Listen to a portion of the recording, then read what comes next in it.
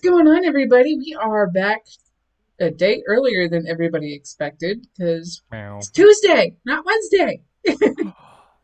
I am going to Meow. try and finish off Stray tonight so that I can then start on the new Lego Star Wars game for everybody. I am not alone. I am joined by Canadian Basement and Connor, aka Mr. Marvel 613. How are you What guys up? doing tonight? Looking forward to some kitty cat action. That no matter what way I sound it, it's not gonna sound good. It's gonna No. sound twisted. Anytime you use kitty cat in a sentence like that, it never turns out good at all. Show me some pussy. There's my case. All right, let's get in on this. I can't remember. I don't even know what's happening in this game at all. Just that you're a cat and there's I can't remember either, but yeah, I know that fleshlight trying we're to kill you. getting really close to the end, right? We're like 2/3 of the way done. I yeah, think I so. have to. Hold on. Oh yeah, you're out of that fucking sewer hell or wherever you were. Like you're back outside of the city, I think, right? I don't know. Yeah, somewhere around there. I'm The at fuck dead was that? ends now. So this is chapter 8. Thank God for those subtitles. Yeah, Find the highest thing you can jump off of and do it, and see if you land on your feet. I don't know if I can jump That'll over work. the wall there and just shimmy around. I don't know what to tell you. Play in the box. Again, What the? I had no option but to slide down. Oh, I don't know what Me. these fucking little. Are they like pigs or something? No, no, I I have think they're no like idea. fleshy little Get like. away. They have little arms and legs. At first, I thought they were fleshlights. You're not. That's Well, technically not exactly inaccurate. that's exactly what they are, technically. I mean, yeah, as I'm saying, you're not It's not inaccurate. Meow. Yeah, kitty gonna die, kitty gonna die, kitty gonna die. Shooting Oh out my like god. fucking Oh my god. turrets. Oh my god. No, off. Off. Is this what they think of when they go to the vet? Oh. Nope. You have to go down the God, God hole damn in it. the middle, right? I think you gotta go in the I hole in think the I middle. do, yeah. I had a Start nickel. me all the way at the beginning. Yeah, yeah, Alpha, don't spoil the story, but we have no idea what the fuck's happening. It's like most of uh, life. uh, Oh, yeah. And of course, it no. starts me back at the beginning. Dead end. Unless you know what to do now. Yeah. Trial and error. God, my eyes are like fucking bloodshot. Yeah, you're not even the one playing the game. I forgot how to blink in my regular everyday life. I use That's computers feel so like when much. we It's play like Back for Blood every time. that's why I have to put everything on the computer in like dark mode. Twitter, YouTube, everything. Oop, come on, you got this. You got this. It's killing when me. I, Like I used a TV as like one of my monitors, and Right.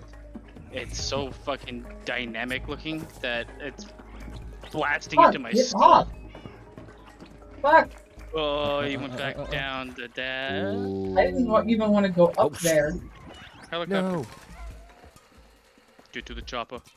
Oh, you got this. Oh, Cutscene? No. Pole not dance. cutscene. What do you think would win, a lion or a crocodile? Ooh, depends on location. Nope, not that one. Does it really? Yes. Cats hate water. Right. But alligators and crocodiles are pretty formidable on land too. Well, they have. Well, yeah. Oh, that's true. Is it them that they can survive longer on land than water? What? What? Wait, what? You said between a lion and a crocodile, right? Yeah. I thought one of them could needs to be in the water more than the other. I think it's just like for cooling purposes, right? for a crocodile? Yeah, something Yeah. like that. I can't Yeah, remember. it's Shows you just how much I someone- paid attention. Regulate their body temperature. But they could be in mud too. Like Oh. Arnold So, Schwarzenegger. So I mean, but anyway, I would go with the crocodile because I Control think the jaw. this? What the? That's Donkey Kong. Okay, that happened. Dead. Legs broken. Shattered. Where's JP? Where's the crocodile? Oh, it eats you. I think the crocodile would win.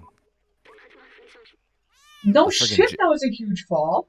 Like their hides are pretty fucking strong, right? So like lion or whatever trying to get through that would be not just pretty not just difficult. that. I think that the crocodile has infinitely stronger jaw strength. Like It is stronger jaw strength, but they also uh, do have the protective skin, which is more like leather than lions do. And they got that barrel roll. They're apex predators. That's do a flip. been worked on for years. Oh, But you. I don't even know what your backpack does anymore in this game. Didn't Tells you you have that a he had a fucking big It's a robot? fall. robot. Oh, you had the Hunter B-15 It's in basically your like a backpack. Fitbit. It's basically like a kitty Fitbit at this point. It's like, oh, did you just fall? No. That's it. Oh, it's playing games with you. Very. Contact sensitive. Very. Yo, Walter Going up. Mitchell. Jurgen Muya. Alpha Excalibur. Tim. Don't die on me. One of the best screen names I've ever seen. Yeah, that's pretty awesome. I told him that too. He's like, "You're gonna love my screen name." I'm like, "What is it?" And then I'm like, "I have to shake your hand on that one." Meow meow meow meow meow meow meow meow meow meow meow meow meow meow meow. Wish my cats were this smart. Right? Oh, think about the trouble. Well, they get. one is, the other is an absolute dumbass. I will be the first one to admit that. And it's usually the one that gives you the crazy eyes that you see on the camera. Oh, play basketball. Now this is a story all about how my life got turned upside down. shooting hoops with my friends, and then my mom got scared and said, "You're gonna get out of this hellhole into Bel Air." Dun, dun, dun, dun, dun, dun, Not how the dun. song goes. I know it's not. I'm trying to change it because it's a cat version, and it's a post-apocalyptic world. Nothing to do I with cat. don't like that. I love it. Jump in the garbage. Where you belong. You see all the those lights on the wall? Are they those fucking things? Don't think know. so. It's not doing anything to indicate that I have to follow. I gotta say that the thing I really like about this game is the detail and the simplicity of the game, and that you know how you see these games that like go way above and beyond to like, oh, it's gonna have the best graphics, to look realistic, and then you like encounter like a man with a brick for a face, and it's like, well, you clearly you tried to a point, and then you stopped caring or something happened. Yeah. But this is clever because the Don't details. have to try. Well, it's like almost the equivalent of like a Sonic or a Crash Bandicoot, where it's like Telling me we the had to gameplay go. doesn't have to be complicated. Wow. The details of the world Mm. are Right. awesome. Like the actual environment looks the best. What's Bernie it's- Sanders doing in this game? Does he have cups for eyes? He does. No, his eyes are on the screen. He's Oh, wearing dude. cups for goggles, though. He's Yeah. using the like Dixie cup Yes. talk to each other method for his Ah, brain. Morty, you're a cat. Turn myself into a cat, Morty. I cannot wait for season 6.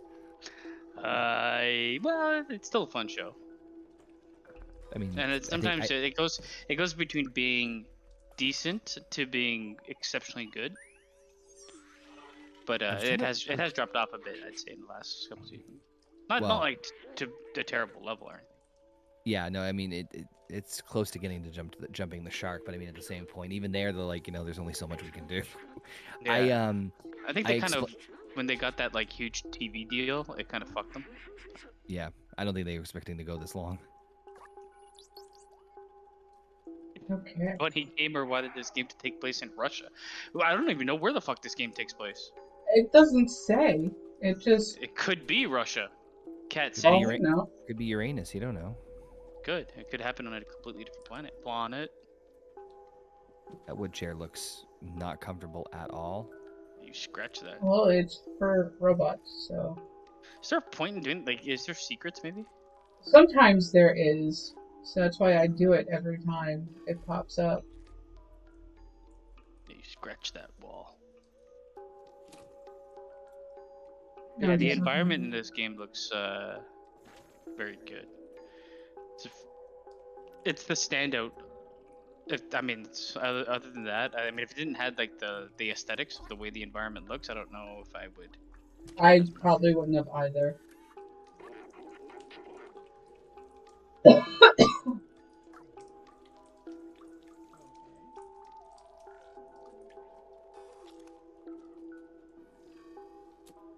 But I mean, these type But of games have become pretty popular too. Like the random. There's no real fighting or anything, right? It's just like adventure and Yeah, and action it's platformer. just shaking off of the desserts. Yeah, you have no actual fight with them. Just run away. Yeah. that name sounds dangerously racist. Those Yeah. fucking Zerks. We don't like you and your kind, Zerks. It's like walking a thin tightrope here. Oh, is there a purpose to these cables? They run over here to this. I can't do anything with it. It's on it. They're powering something. They're powering Doc Holiday. Look, he keeps Zerks. What the fuck did he even say? I didn't read a sentence of it. I didn't He either. misses his son Seamus dearly, but they can't leave. He can't leave because the Zerks will attack immediately.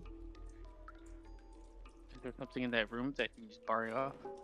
I was just in there. Oh. That's There he is. We're stuck with the Zerks attack as soon as we step outside. Alright. Abandon him. yeah, I tried. Oh. God damn. Well, the answer's here somewhere. I believe in you to find it. So, I'm just checking out the PlayStation Store we were talking about earlier and downloading Uno. Who I'm knows? going to do the same thing tomorrow. Yeah, I'll have to download. I'm gonna fucking download everything. I'm gonna try that. What's the game like? Kazuda or something? Yakuza? Yeah. Suka Oh Joe. god, I was way off. Oh Kazuda. yeah. Jesus Christ! And I know that fucking game franchise enough to know it should have been Yakuza. Close. God damn! Sometimes you wake up stupid. Yeah, Sometimes it you stay happens that way sometimes. forever. Sometimes you wake up stupid. Can you jump out of that grate window? Like that little balcony? Also, didn't realize that 2K22 had so many DLC.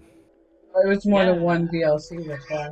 I didn't realize that there was like 5 DLCs released within like 3 months or 2 months. Most Yeah, of them something are like that of each terrible. other. I got the deluxe edition, so it just automatically did it for me. Like whenever it's like, oh, you have an update, I'm like, oh, whatever. And then I didn't think of it. It's like, oh, here's your 6 new people. I'm like, ah. Can you do something with the box of fleshlights? It seems like they I mean, you have a could. purpose.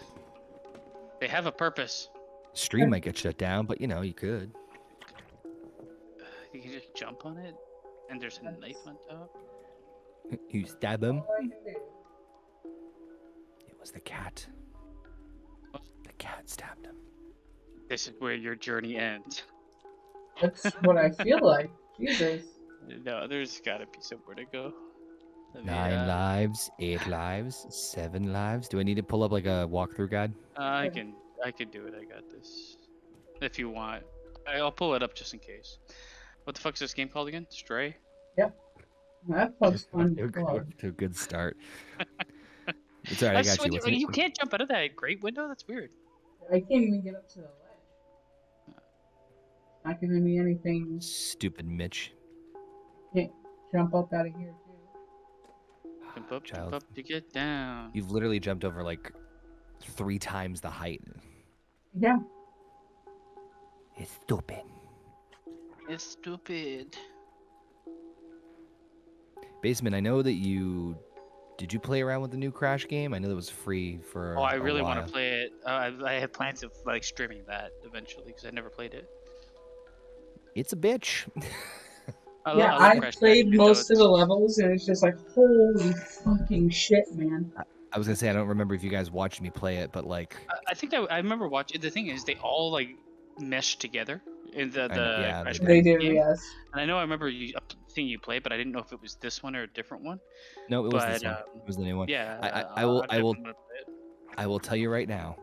Do not. I need to stress this. Do not kick yourself if you do not get all the gems, because there are some gems that like. So did you play the old ones? The first three, the Yeah, original. I've beaten all the other Crash Okay. Bandicoots.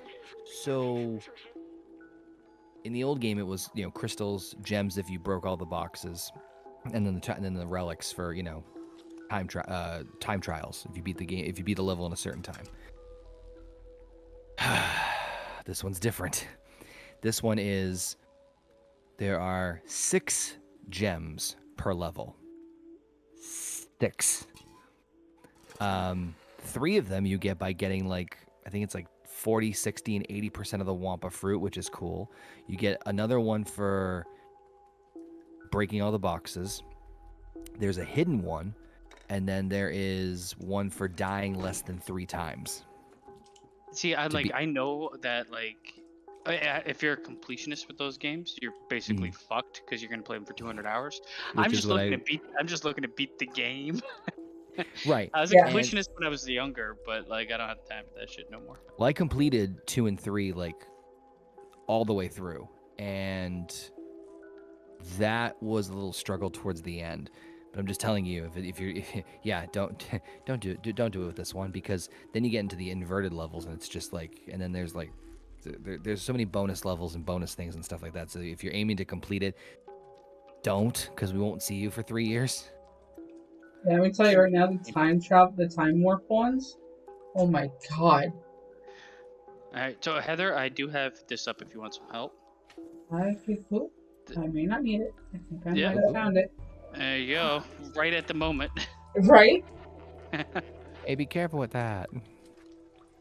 Don't touch my flashlight. That's You ever where I seen fuck That's how we Zerks. escape, moron. Boondock Saints? Mm-hmm. When the guy hits the table and fucking blows the cat up. Yeah. What was his fucking name? This is my radiation gun. This is my boob stick. Recharge my defluxer. Sharp Smart. Shop S-Smart. Oh, I love that show. I love all the Evil Dead stuff. So good. Eat his ass. Watch yourself. I'm sorry, did you say beat? Watch yourself.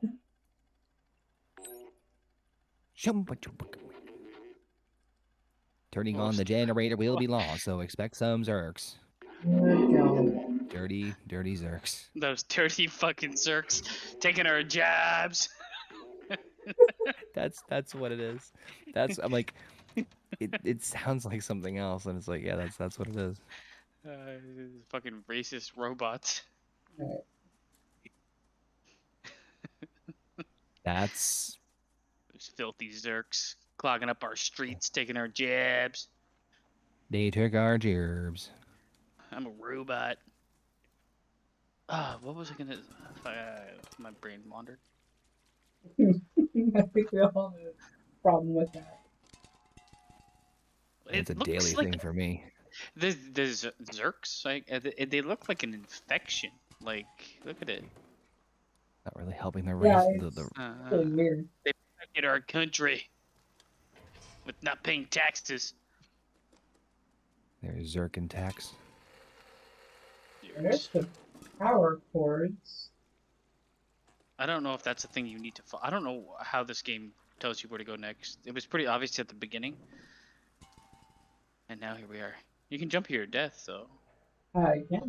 Well, that's a start. Well, yeah. Imagine if this building this cat was in was some U.S. military building and there were U.S. soldiers in the building. That's I could imagine it, but I don't know where that would take me. Just imagine.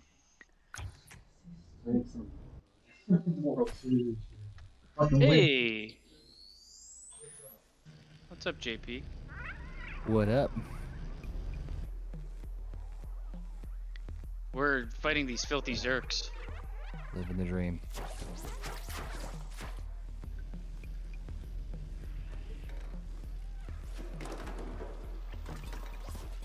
Oh, That's it's. a pretty serious reaction. Oh, no. Jesus Christ. Oh, I can't fucking see where I'm going. That's why I have them on Discord. oh, we're not good enough for you? Yeah, I know. I see it. There it is. Jesus.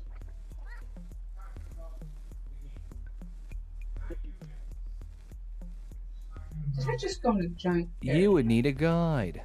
See, for me, I can play these games as long as the game is relatively short. Entertaining. Well, it has to be entertaining. I have to be able to progress, and it has to be relatively short. If I had to play a game like this for like 20, 30 hours, I'd be like, fuck that, I'm out. Here are some matches. Which one do you What? want? I don't want any of that. I couldn't find any results.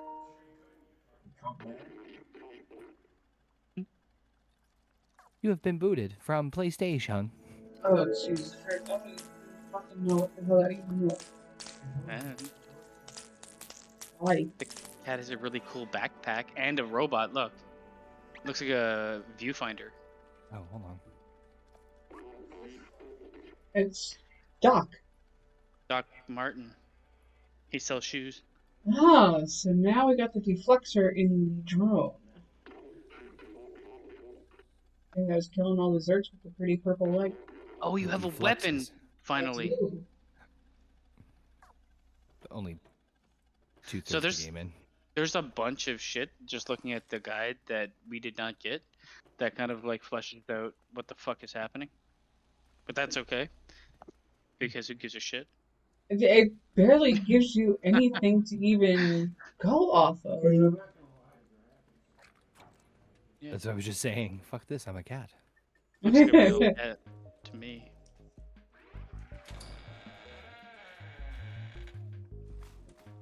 Quite a beautiful game. So how can I fucking use this weapon before you send me out there to my death, you asshole? I'm gonna tell you right now.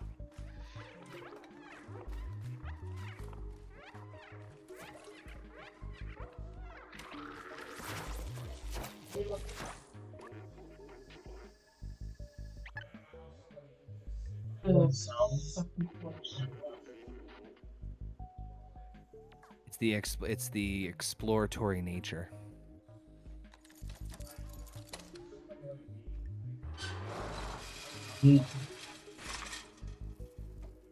Of course, he's gonna fucking tiptoe.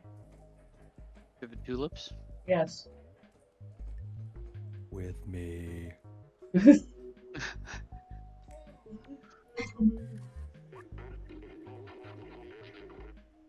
Yeah, go lay down.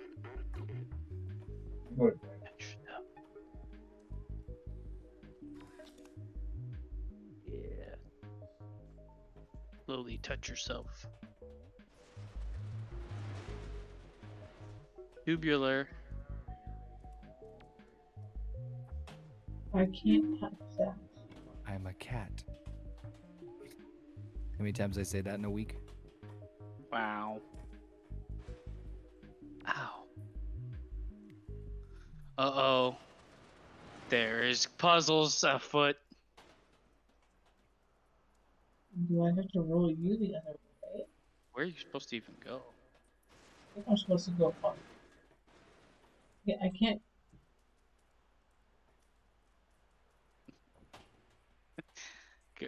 Well, there's barbed wire on that one. No, I think I'm supposed to get up there somehow, but. Can you go in that hole? Cause he's the unhelpful piece of shit. Fucking Doc. Can you go in the exhaust hole? That's why I think I had to get the other barrel. never want to go out. You never want to go in the exhaust hole. Speak for yourself. It wasn't. You, Yeah. you got room. There we go. I just didn't have it overflowing.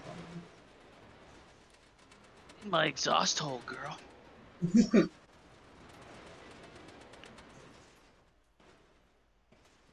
Oh.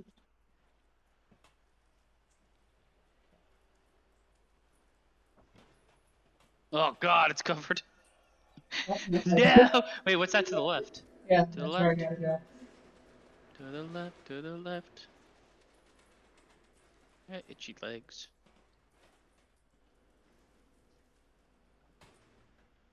I did too, but then I shaved them and they feel better. I gotta do that soon. I mean, what? Wax me.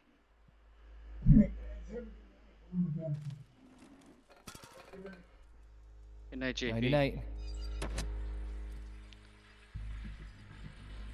I hope this game has like the most epic ending in the fucking world. I hope so too, because it'd be fucking great. You're actually a dog. Oh.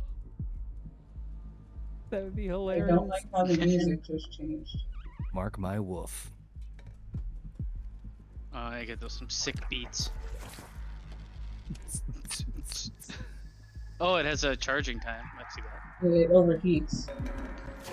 Don't we all? It overheats quick. Good God. Oh, what the fuck? How did he get there? Oh, wait, you're back where you started. Yep. Close the door, doctor. Oh, God. God. It was sucking your ass and became big. Well, Next slide. What? That's how I get big. There's one more, isn't there? Nope. Let's go back home. I don't know if we're going home there. Here. Kit. Robot. Robot. They're dead. You don't have to tiptoe anymore. Maybe that's just Yes, when I he do. walks. Oh, he's sneaking. I wonder how they maintained clothes. wait, what? Eventually, it just falls apart. Yeah. This fabric Sam. feels nice. You don't have nerves. How do you? Kinda has hair. Looks like spaghetti. Knees weak. Arms Arms are are heavy. heavy. Penis in my ass already. Now this is a story all about how. See? Oh God, we're in feudal Japan. Back in the slums. Hello. I Are am you Asian. racist? Asian knockoff of iPad. The IRAD. The iPad. Oh look, hugs. You reunited the lovers. I don't even. Father know and what's son. what? They're Father and robots. son. Did Yeah, he I know make they're him? robots. Did he construct him?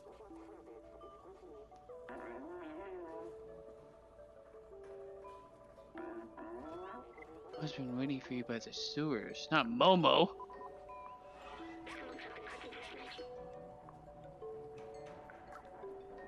I am so fucking intrigued.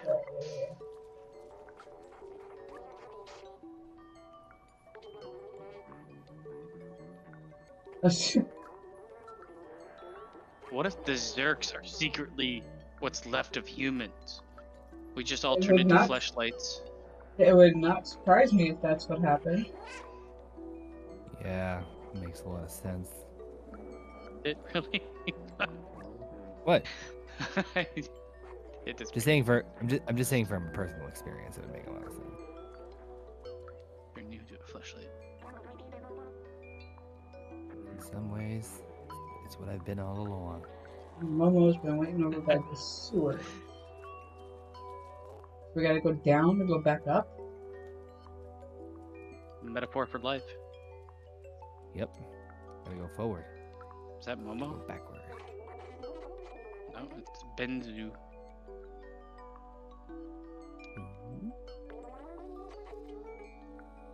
Go up to go down.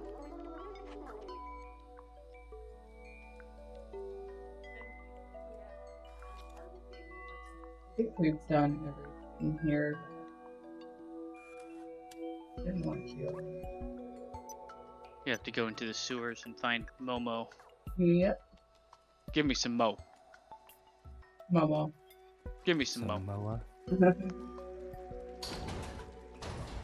Sorry, I have a bad history with Samoans, you know, with redheads and stuff.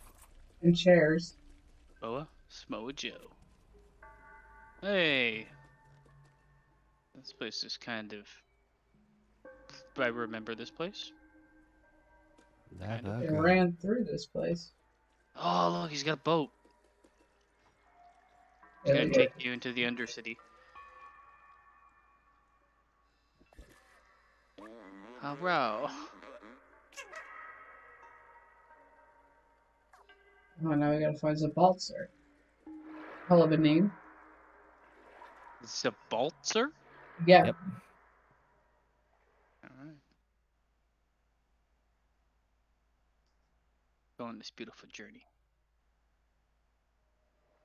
Yeah, sure. Please don't tell me I'm controlling the boat. Oh, yes, I hope. Nope, I am not. Okay.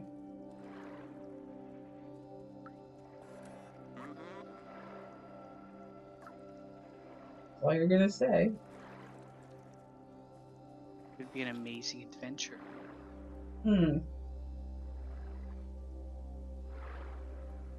All in well, not really.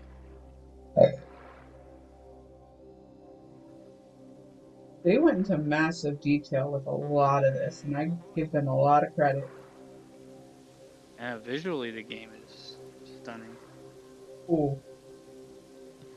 Almost say it's perfectly. I will Rip your accept legs all off. for it.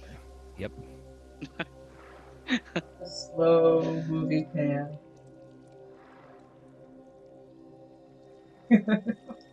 Uh-oh. Don't Ah, get your Brock. pussy. Don't get your pussy wet. I guess this is where you stop. God, there's nests. Why there have to be nests? Always fucking nests.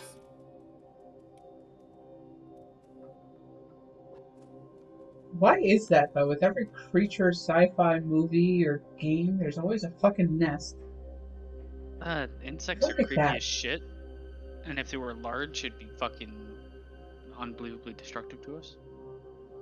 Basically. That's what I think. That's what I gather, at least.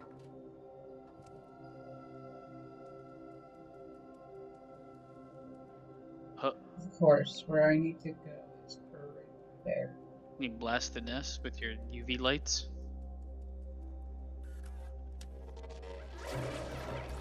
Oh god. But, run, bitch! Ooh! I like my new weapon. They are made of flesh and blood, so we might be onto something with the human thing. Hey, yeah. I'm just saying. Super Saiyan. Speaking of which, did you see they added them in Fortnite? Uh-huh. Man, they've added everything in Fortnite. I can't wait for them to allow you to play as Bill Cosby. Well, you see, you just gotta go with the whooping and the bopping, and then you shoot him in the face. He runs by you and you fall asleep. I mean, not inaccurate.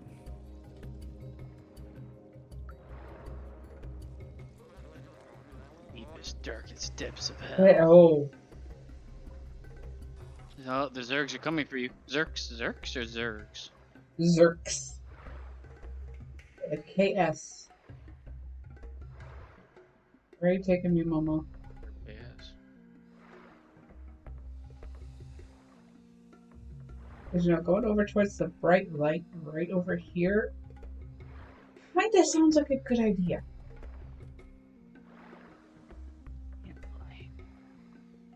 Looks like where we're going to. Good.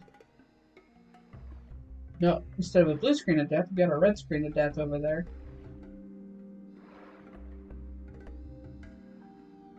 Cutscene. Oh my gosh. Yeah, I'm done with blue screens of death. I have a feeling my computer's like 2 updates away from having its own.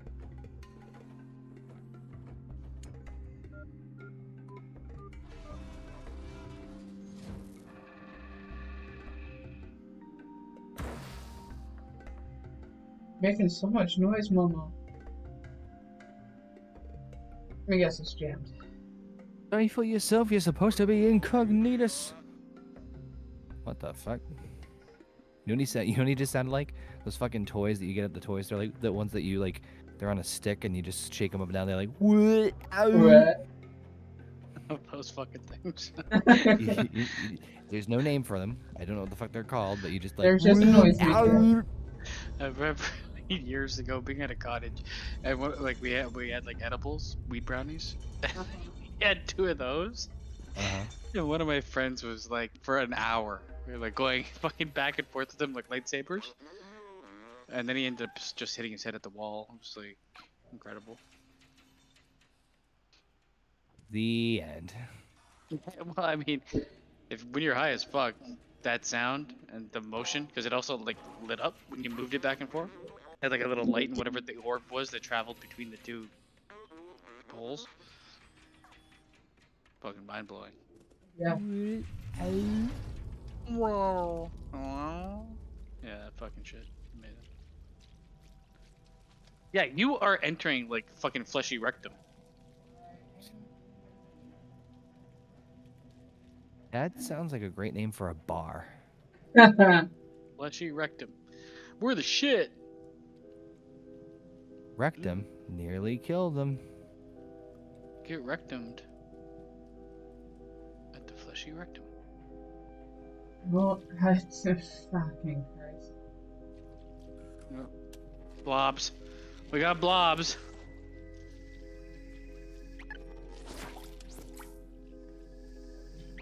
About this. Agery.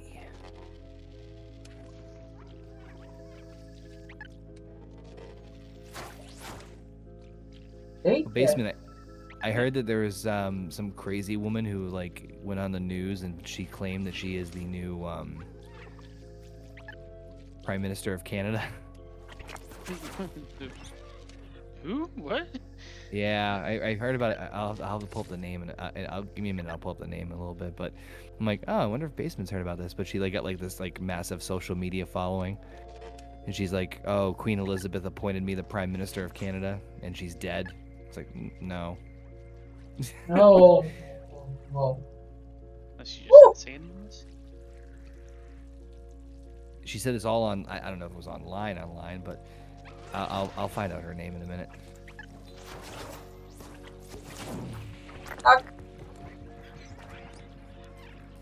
Fucking. Oh. God, that was close. I'm pretty sure there's nothing back here. Wait. You sure there's no secret? Always secrets. Oh God. Yum. No, that just makes it even worse from what I was reading. I looked up like, hey, what's new in the news after you said that? And the first thing I see is what the color of your period blood means, according to That's gynecologists. trending on my fucking Twitter right now. What the fuck? You too? What's the color of your period blood, Connor? Because mine is yellow. You are dying right there. It's the lowest tint on the TV. I'm colorblind. All shit to me. And there you have it. What's this, like astrology for fucking vagina blood? What does your period blood color say about you? Everything.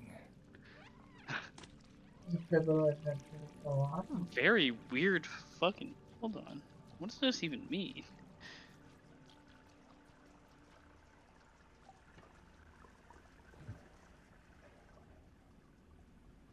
An army of desserts waiting for me and a weapon that overheats faster than a fucking woman going through menopause.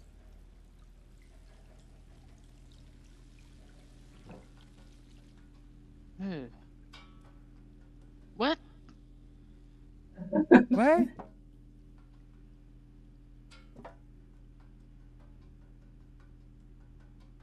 don't even know if I'm going the right way or not. Oh, I'm just not being. Most cats don't. Is your period blood black? Oh, dear God. If it is, That could I'm mean pretty much sure that coffee. means it's bad. All it means is you're at the end of your cycle, apparently. Why am I talking about this? What? Yeah, I was wondering where this is going. That's what I was saying when I saw the article. But then I found out where it was going and hated everything. Oh, dead. Do they have eyes on both sides of their body? They do. No, they don't actually. That was that. Oh, thank God. Okay.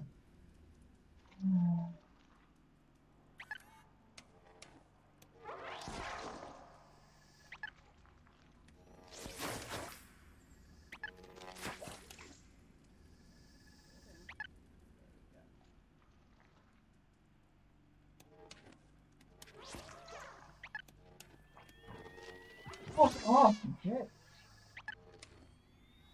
At least you get a weapon this time. Jesus Christ. Right? I'd be fucking in a lot of trouble right now. That's a lot of nests. You got this. Just kill them all. What color is it? Black?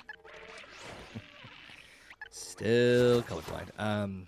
Send it back. Let me see if I can find the name of this little crazy woman. I don't see it anywhere in the news. Hold on.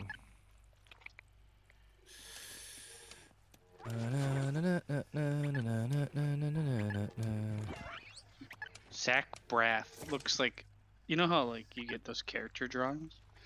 Uh-huh. He looks like that, but he's a person. What makes him so funny? Just purely the way he looks. At me.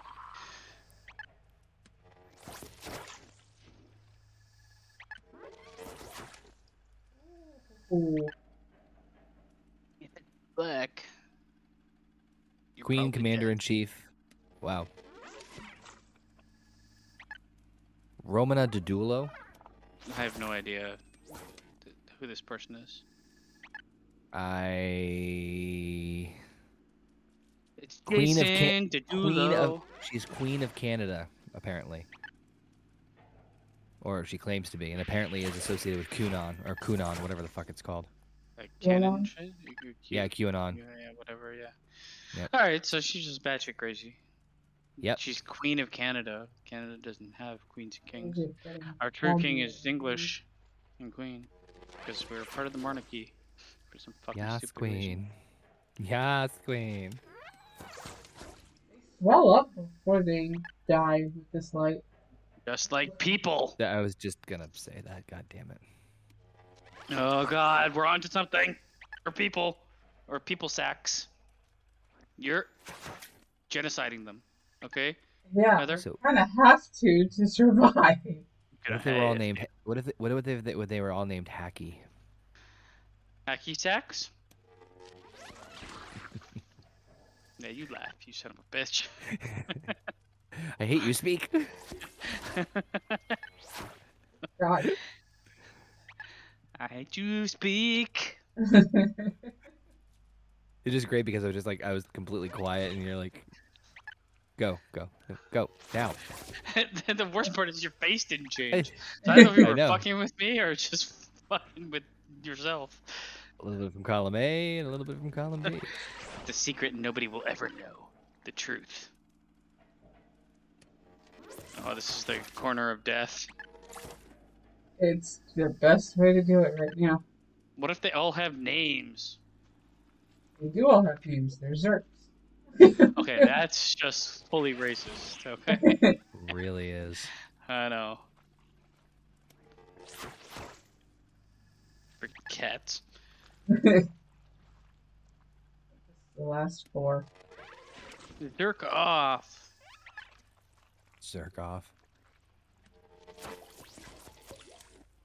Okay, some of them were clearly running away. Some of them looked like they were trying to build another nest off of this. Which is weird. Connor, what do you think's the truth of this game? I think the little Zerks are remnants of humans. Oh no, I think you know what I think it is. I think the robots are remnants of humans. Humans. I think humans transferred their consciousness into robots. However, like organic material still remained, and they turned into This these. is what fucking we're things. ending up with? Yep, pretty much hit the nail on the head as far as what I think's going on. But But I don't think that's gonna be true at all. I think humans turned into cats, and dogs rule the world. woof. Mm-hmm. Squirrel. I think you're barking up the wrong tree. Fucking hate you. Don't get so mad at me, meow. I will.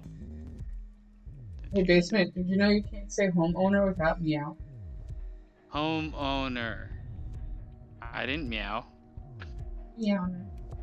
No, that's. I'm finally a home meowner. I feel like. I guess we're gonna have to put you down.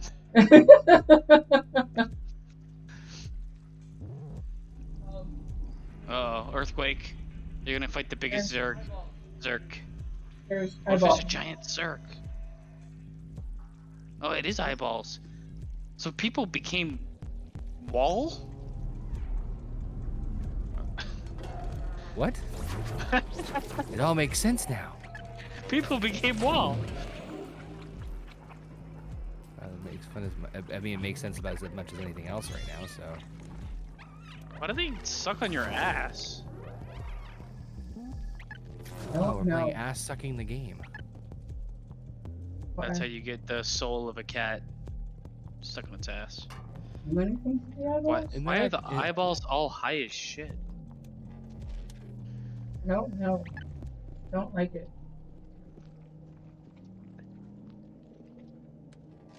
Well, destroy the pustules.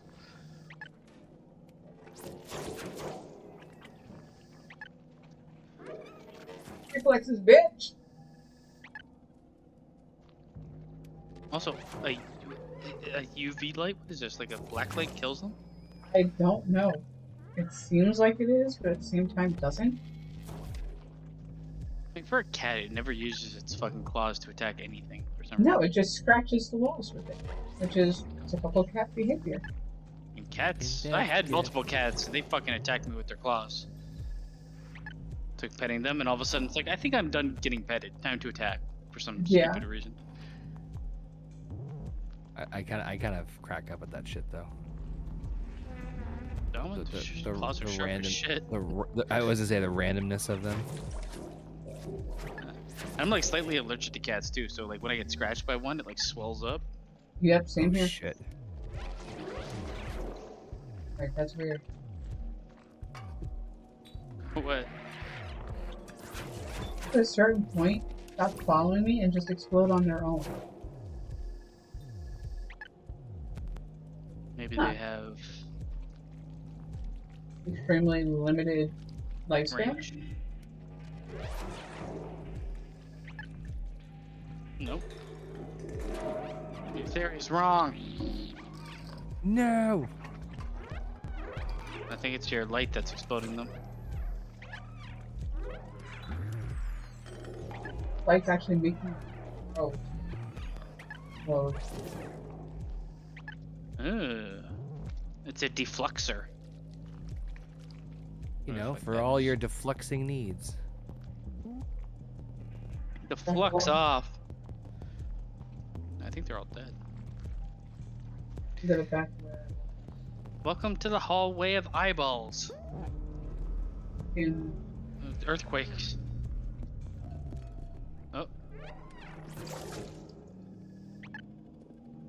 What's where you Do look they? the faster they explode. But do they always like explode from their fucking bus holes?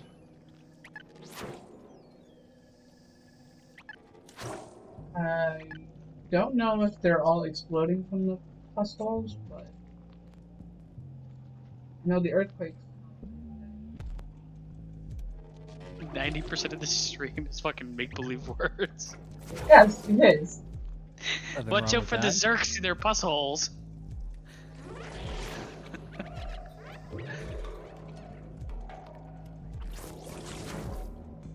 Well, Ooh. my pus hole.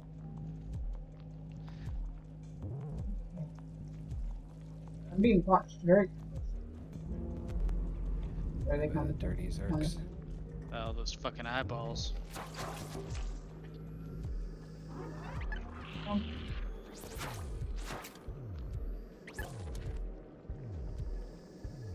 But there's a lot of like these things that I see from National Geographic talking about like people argue that bringing back this extinct species could save the world. It's like, I How's don't a know. ruling man Like, gonna fucking save the world? well, I mean, I read that article and some of it kind of made sense, but like, no, I'm not talking really necessarily about that. It's just like, if you start bringing back a bunch of fucking species that are extinct from a long time ago, do you think that might also create problems? It would, considering we may not even have the food supply they used to eat around anymore. Because it's I mean, not that's just true. animal life that's gone extinct, it's also plant life and insect life. I mean, there's also something kind of weird about playing God to that level Yes. that might backfire horribly. I mean, like Jurassic Park. Life, Or always finds a way. find a way. God, man. I just want to be Jeff Goldblum on a table. Who doesn't? I think he's probably had sex with the most people in mankind's history. Yeah, I believe he has. Seems like a sexual fucking deviant. That way. But I've also heard he's like the nicest guy on the planet too. How he has sex with so many people. You can't be mad at me. I penetrated. Yes, yes. Just came inside you. Life finds a way. I hear like you're like blending. You're blending, freaking. You're blending Jeff Goldblum and Christopher Walken together. Yeah. They are one to be. That could be the super Life person. finds a way inside your asshole. Oh man. Line. Well, the eyes are all sleeping over here. There's no cameras, Chris. Where am I? This is McDonald's, sir. Right. Chicken nuggets. Wow. These assholes. What is Szechuan that? sauce. It's for a new roll. These are the eyes, but they're all closed. You're behind God's back. That's why. Have you gotten to a new level yet? Or are you still on the same She's in fucking eye holes land. stage? I'm still on the same level. I don't like how many myths there are. But I don't like hole. I hole. No. I hole. Off to work we go. No. I'll see myself out. Yeah. I holio. Hi hole. I hole. I hole. I hole. Oh, don't work. It's so catchy. Fuck you. Hi hole. With 6-foot dick and a naked chick. Hi ho. Hi ho. I remember those sayings as a child. The good old days, which were always on Wednesdays for some reason.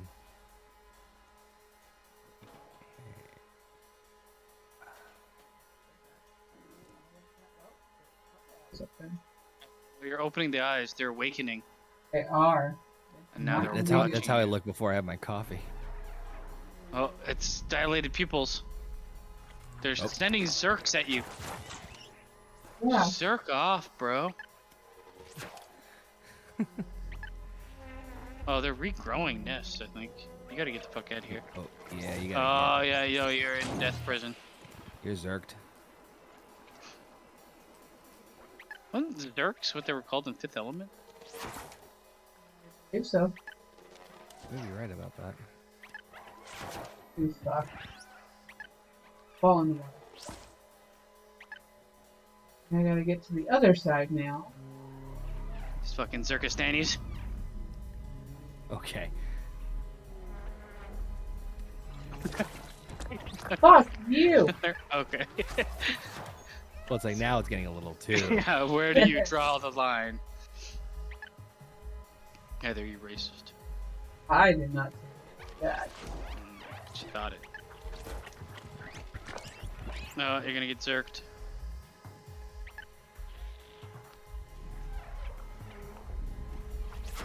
Why is it one always gets out? Life finds a way. Fuck off my ass. Fuck off. Wow. Fucking off my ass. They're infinite, Heather. You gotta get fuck away from these motherfuckers. The eyes have seen you, and they know your Problem future. is, I need to get to that And other get there. Just run Four. as fast as possible. Use your little kitty legs.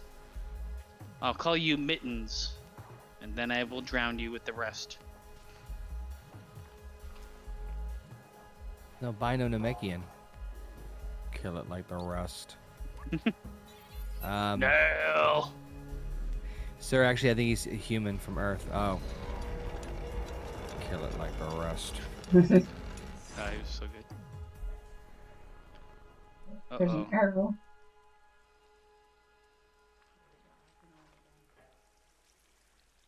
Oh! Oh, Hi. Hi. Uh-oh, you're getting Oh. to the center hole. Uh-oh, Yeah, huh? I Nightmare hear- inducing. ICQ. Uh-oh.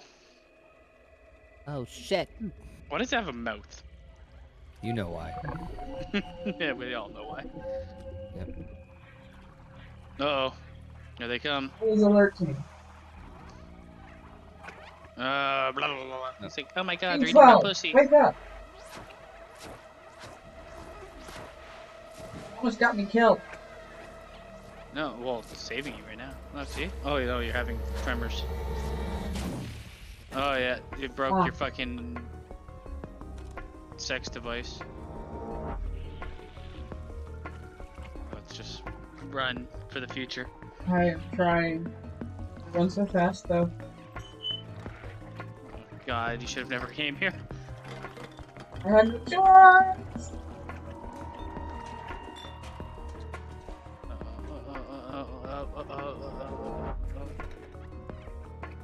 Oh, God! I hope they come up with a Why do sequel I have where you to play as a zigzag?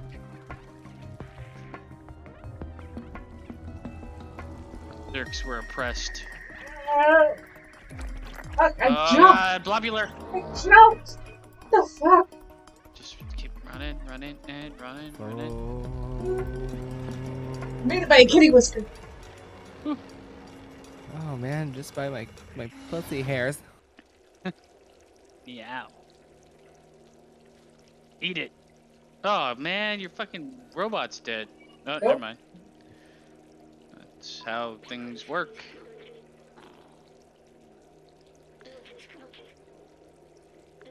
But there's got to be some sort of like AI killed planet type shit going on here, right? Yeah, it's But why only cats? no idea. And of course, our weapon is destroyed. Well, it was good while it lasted, wasn't it? They are perfect, aren't they? Yeah. Anything over here I need to find? The best Oi! type of cat. I mean, Maine Coons are pretty fucking fun. I love Maine Coons. They're also illegal in a lot of places here. As much as I like jokingly like say like my cat's a dumbass and an asshole, he's my favorite. he's just so fucking like sassy. And he doesn't meow. He's like, eh. I don't know what the fuck's up with my sister's cats, man. Like they don't meow. They sound like they're fucking dying. Yeah, like the like the And, like the little clicking, the little no, it's not a clicking thing. click. It sounds like fucking. Yo, It get me sounds some like food there, Uncle. Smoke like 18 packs a day. What Both the of them. fuck? Those Marlboro Reds? Those are horrible for you. God, it's Alec Baladin. Watch out for the guns. I was gonna say, doesn't he have like Oh, that's a Baldwin. Never mind. Like, welcome to my bridge that is super tiny. Ant village. Oh wait, I think that's like the second to last level, or the last level. Ooh. Oh Answer is pretty god. quick. Only time will tell. This better answer all of the questions I have, which I know it won't. But it might. Some side pieces. I miss side pieces all the time.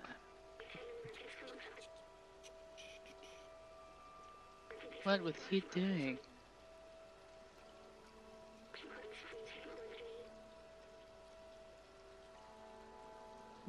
Yeah. What? Cat used and abused you. A wild cat appeared. Oh shit! I remember myself. Let's just throw rocks at it. I hated that part of fucking the original Pokemon games. And there was no actual sense to it. I remember forever people like, hey, wait until it's like here, or you can capture it at low health. And sometimes it was like, nope. I don't care. I had it at like 1 HP and motherfucker still didn't get caught. So it was always like, yes, you might have had a higher percentage chance, but there was no ever foolproof. You know how many fucking balls I lost on some of those legendary Pokemon? Oh, fuck. I was more referring to, remember the Safari Oh, fuck the Safari. But I remember in the original game. Had an echo? Yes. I do remember. Typical cat thing of destroying the game. That is 100% true. But yeah, I remember Safari. Yeah, how you like you had no Pokeballs. You had to basically like creatively try to like, oh, you're gonna hit him with a rock. That's great. Like it had like worse limitations than you did when you were just out in the wild. The Safari by the was way, so horribly underwhelming. Well, I mean, you got what, like maybe 2 or 3 Pokemon that were. Yeah, but Although, it wasn't. one of my favorite things from Game Grumps was when he was making fun of like it's weird how like the fucking Pokemon trainers were like people who had like professions. So it's like Fisher Rick challenges Yeah. you to a battle. he's like, so do you think that maybe part of the reason that you have a difficult relationship with your mother is because of your childhood? Psychologist Bob challenges Yeah. you to a battle. It's like, holy fucking Christ, man! And I know there. What were they? There was Fishers. There was Trapper, which are like Bugman. bug catcher. Bugcatcher Rick was a big one. And Bugcatcher Bug- Rick. There was campers. Weren't there campers? I think there was. I don't know. I just remember like a big guy in like a fucking weird like army suit. Then there's Team Rocket. Red Rocket. Yeah. Good point. Swimmer. I think there were swimmers. There's so many fucking different ones. It was hard to keep track. They never left their posts though. It's like, holy fucking Christ, man. The game introduced like day-night cycles and they were still like, all I do is stay here in the field. I don't eat. Like, don't you? Well, I eat my Pokemon, I guess. They never fucking leave. I eat my Pokemon, I guess. Quick, use Harden. Oh god. See how that would be used.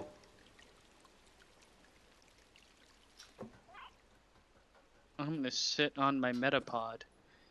Metapod used Harden 1,000 times. It's the only move it fucking had. Oh, that was so fucking annoying. Or the Splash. So do you want to use this fucking fish Pokemon for like 30 levels until it turns into a dragon Pokemon? But you're gonna have to suffer. Yes. Yes, I do. I never really liked the Gyarados Pokemon. It was very I good. was I was always more of the ones that were fast. Man, the best Pokemon in the game, the first game, and I will stand by this, is Snorlax. Oh yeah. Self-healing, can learn a bunch of fucking devastating moves. Yeah, he was a bitch to take down. Yeah, he was unstoppable. Snorlax was unstoppable, and then you had like I think Mewtwo was really good too.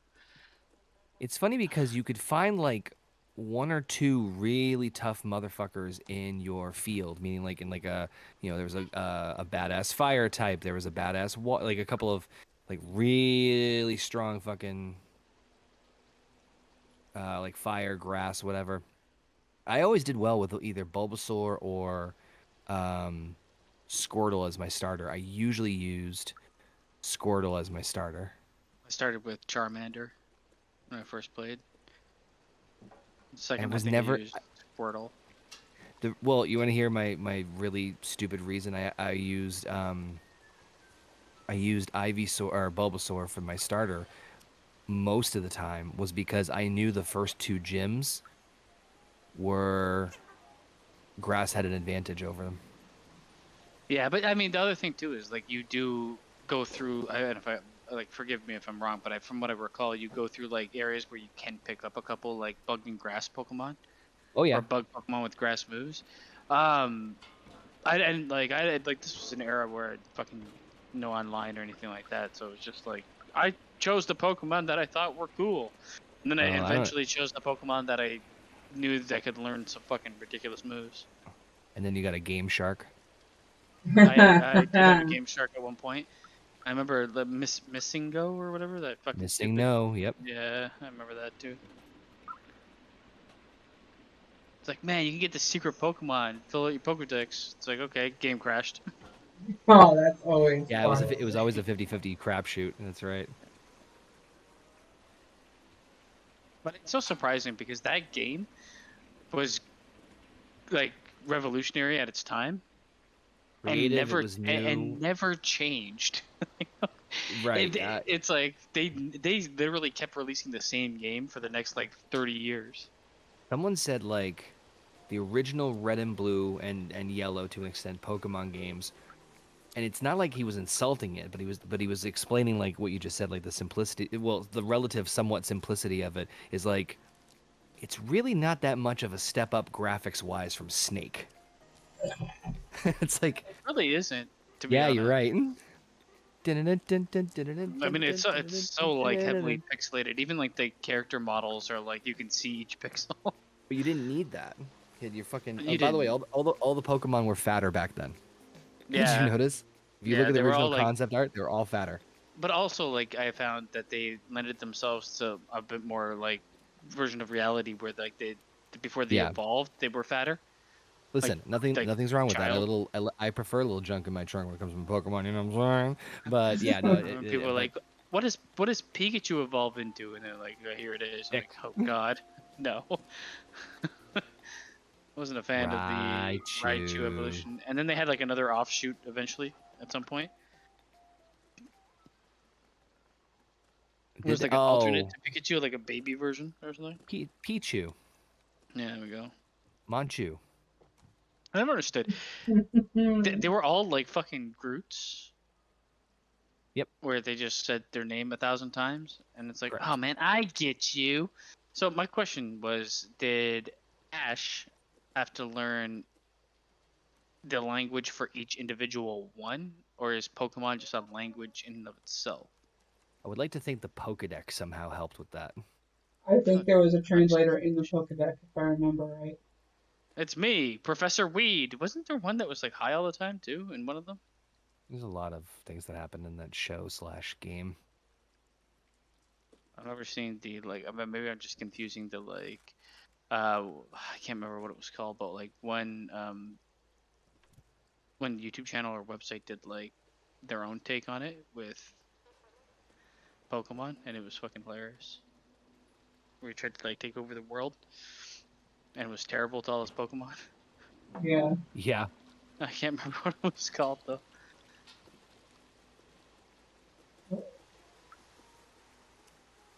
There you go. Yep. I'm gonna make this fucking. There we go. Oh, there we go. You found the one true robot.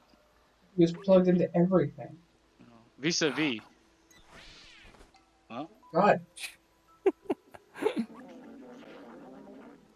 Nobody's spoken to him in a while. Missing no. oh god. Game crashes. Part of me wants to get back into Pokemon, to be honest with you. But I think it's just way too much shiznit going on. I mean, I there's think there's like online like PC versions that you can like play multiplayer. Oh, fucking remember Pokemon Stadium? Yeah, Pokemon Stadium was good. Where like, oh, you can actually play red, blue, and yellow, and it looks good. I mean, graphically, I never really cared if it was. I mean, even the new ones, I No, think I are didn't either. really good, like in terms of graphically. But like, I think there's like online challenges you can do with Pokemon now, where it's like 3 or 4 people compete with each other to get to the end the fastest. Mm-hmm. No, you're right. I don't know if it's like a game in and of itself, or you just fucking do it by everyone getting like a emulator or something. Right. Do it. Do it. Do it. I am the Senate. All right, let's bring the Emperor out for the new Nike commercial. Okay, he looked like a ball sack. All right, sir, do you know what you need to say? Yeah, I'm aware. All right, we just need you to say the line, and then we're done. All right, because I have an empire to run. Okay, sir, we understand. We just need you to say the line, and then you're good. All right. Nike. Line. Are you fucking kidding me? I was thinking the line was supposed to be do it, and he's just like, Nike.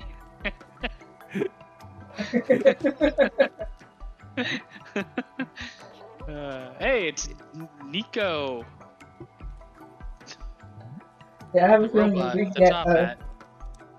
I have a feeling if we get a pet, named Nico, Paco. Oh, I was gonna say Palpatine. Those two favorite Paco's fucking. modern life. Paco's modern life. Those are two favorite things Wendy likes out of the YouTube shows she watches these days.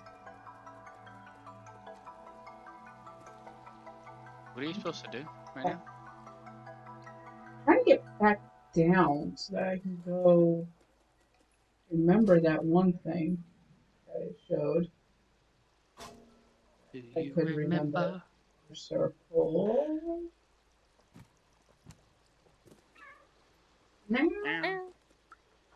Y'all did it.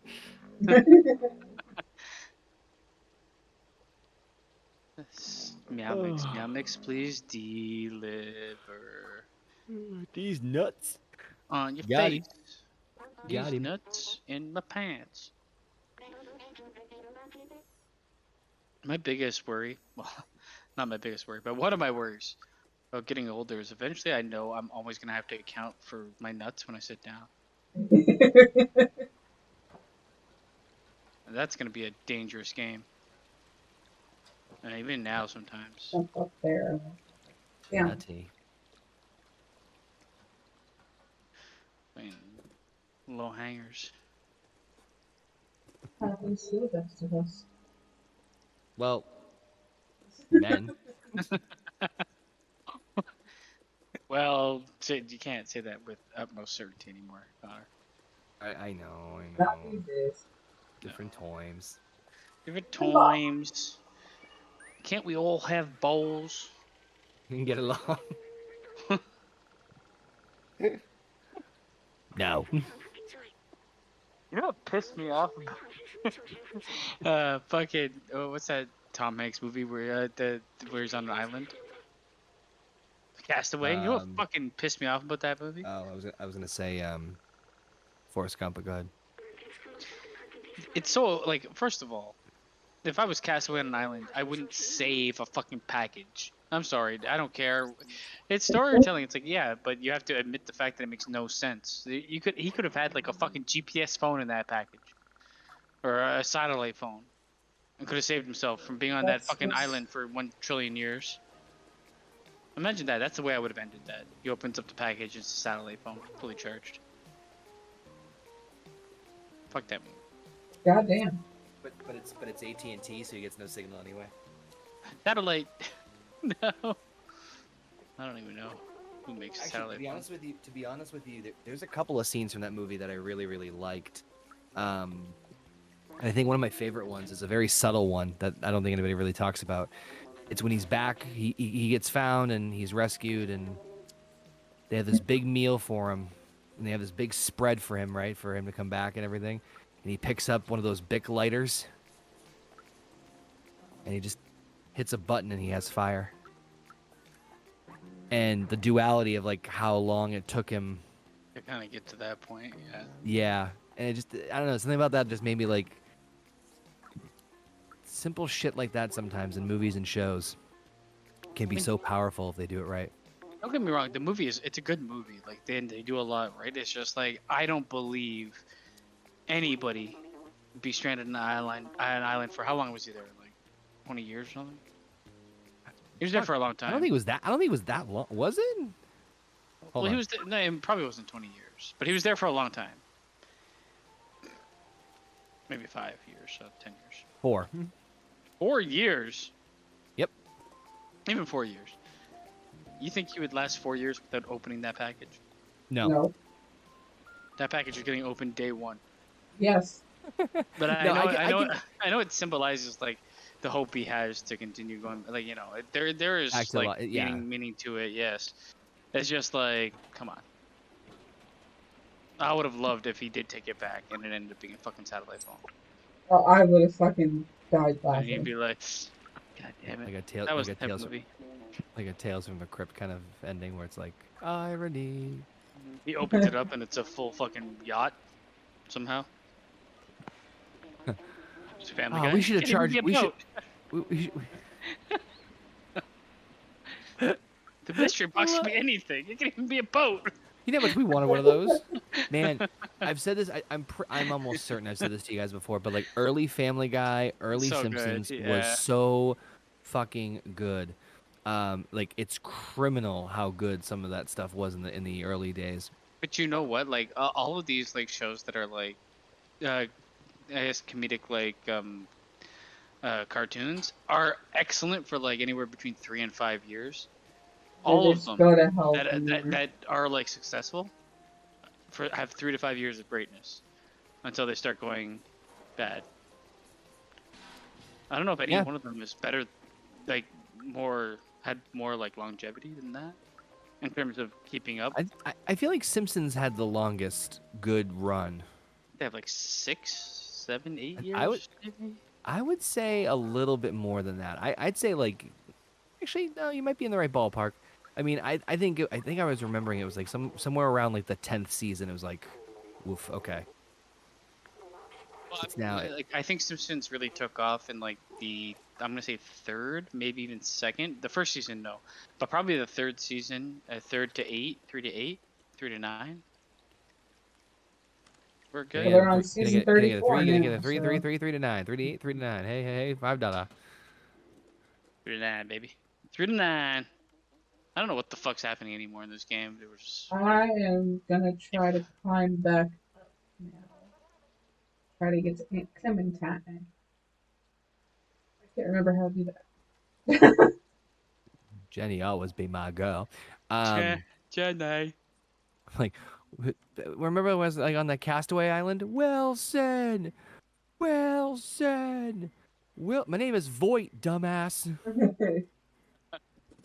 Yeah, I remember. Does Voight still make fucking like? Yeah, I think so. Yeah. That's why that joke Sure. is still so good. How the fuck do I get back? You have to find the fans with the arrow in True front of them, fans. wherever they were. Only fans. Right here. Yeah.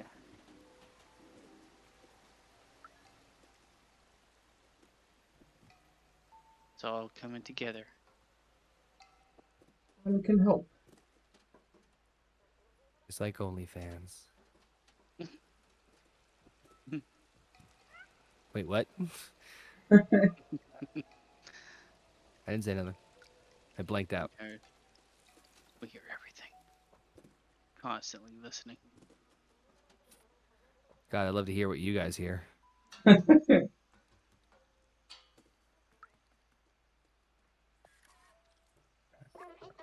Nope.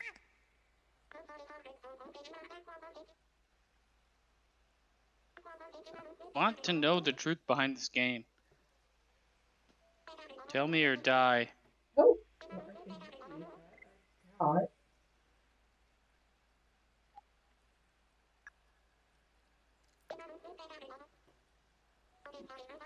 Yeah, I got two of them for you. You find where the other one is. Yeah, I will find.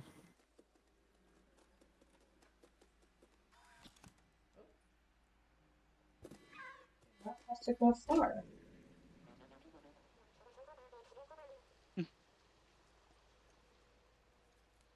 Uh-oh. No way. This is the end. It is not. This is how we do it.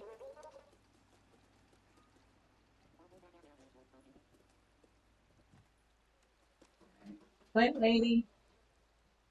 At the last spot. Yeah, Nice plant lady with the things. Here's a list of 10 best movies that defined a generation for millennials, which we all unfortunately are, even though we're at the forefront. Great. Great way to preface this list, Basement. Couldn't think of a more uplifting message, but go ahead. Well, I mean, they don't even list them in order. They just have them here, which kind of sucks. One of them is The Dark Knight. I mean, yeah. I guess so, because like it leaned so heavily into superheroes after that, because they saw that a superhero movie could be done and actually still be a movie. Yeah. That I think broke the genre in terms of like it was still what it was, but it got a lot more attention than I think a lot of people anticipated because it was very well done. It used like the superhero background to tell a story that had much more to it than just, and it like just superhero schlocky bullshit, and it didn't allow itself to be made fun of. Yeah. Like it didn't make fun of itself during the whole fucking film, which unfortunately a lot of the Batman's previous did to be like parodies of Batman. Well, Yeah. like Batman. Adam They're West didn't do fun, anything but like it's that. still like terrible. I don't know about that. I mean, the next one they have on here is Mean Girls. I don't know how that was like a defining movie per se. It defined the bullying that was going on with high schools and junior highs at the time. I don't know if it's the right movie It's not. to Oh. say that did that. Teenage, it says it's a combination of teenage angst, realism, and comedy. I guess it might have defined like female cruelty in high school. Always a More plus. than like. Oh my god, I've already given up. The next movie is Twilight. Well, I'm done. I'm done. What did that define? Shit? Sparkle. They have the Blair Witch Project, which I will agree.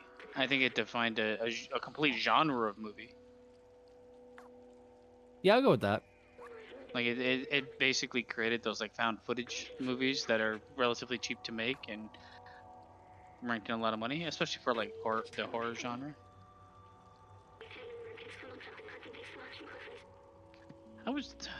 No, I can't look at the rest of this list. It's so stupid. We've almost got all the major memories found. I don't know what Garden State is. Doesn't that have Zach Braff, I think? I don't know. So.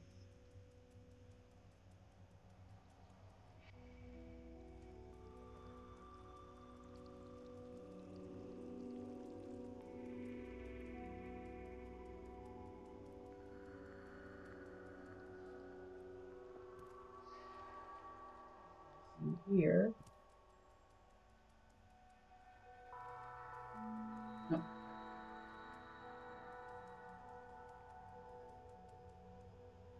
I wonder what happened to Bill DeMott. Wasn't he fired for being like A bully. weirdo or something? Yeah. He was a bully and was also accused of sexual harassment. Seems to be a trend. Well, he has since become an advocate for speaking out against drunk driving. They save your ass, I guess. Do as I Uh, say, not as I do. His daughter was killed by a drunk driver. Oh. Well, I'm a dick. Yeah, I waited so that you guys can be dicks, and I can be like, high ground, motherfucker. I did not do that on purpose.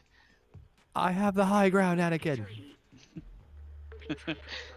I love the meme where it's I have the high ground, and the next thing is I am the high ground. I think my favorite was when they did it with the marshmallows. It's a marshmallow on like the stovetop, and it's like, it's over, Anakin, I have the high ground. And the other one's literally burning on fire, and it's got like a frowny face. Oh, I hate you. I hate you. That's so good. Oh my! A lot of Ooh. Just a Robots. fucking cat walking around through here like a kitten. Gonna go meow, shitting in a box now. This is fucking awesome. troublemaker.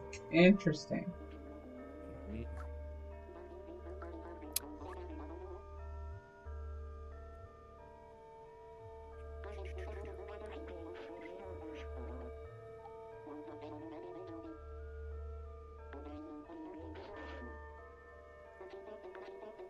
Oh, Bill DeMott condemned Sunny for what she was doing.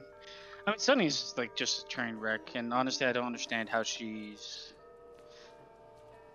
still a thing. Like, how many times do you have to be like caught doing something that endangers other people until you're like, they could take away your driver's license, doesn't mean shit. She kind of has to like spend some time behind bars. Agreed. She's got such an ego about her too with everything she's done. It's just like, Well, you know she's got an Seriously? ego when she's like 50 years old, coming out of the woodwork, being like, "I'm gonna make pornos." Say, man, Oh, she was even doing. you ain't that no more. She was even doing fucking like these like things. It's like, oh, take a picture of you in bed with Sunny. Like nothing sexual. It was just like it's literally you take a photo of her while laying in bed, and she shows off the Hall of Fame ring. It's Like, like, yeah, okay. It's such like a Class act. no. It's, it's to me it's so fucking hilarious that like I don't know what the fuck happened in her life for her to get to a point where it's like, now this is the time I'm gonna capitalize on this stuff. That's too late to capitalize on. it really is. Oh, we're in Midtown. Manhattan. Oop, Midtown. Is that the last? Is that the? Or is that just the location? No. Flashed on the screen like a chapter, so it might be the last.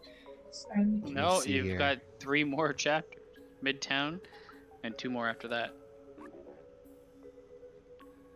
Unless you're going Vladi backwards. Divat. Vladi Wait, Divats. what did you just enter? What was the part you just entered? Midtown. No, she has 2 more. You said she has 2 more after this, right? Yes. Yeah. Oh, okay. Vladi Divats. Oh, thank you.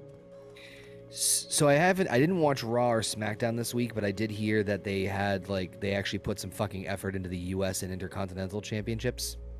They did. Which, good on them. Like It's they about actually time, did, like video packages, like hyping up the importance of the belts. I'm like, yes.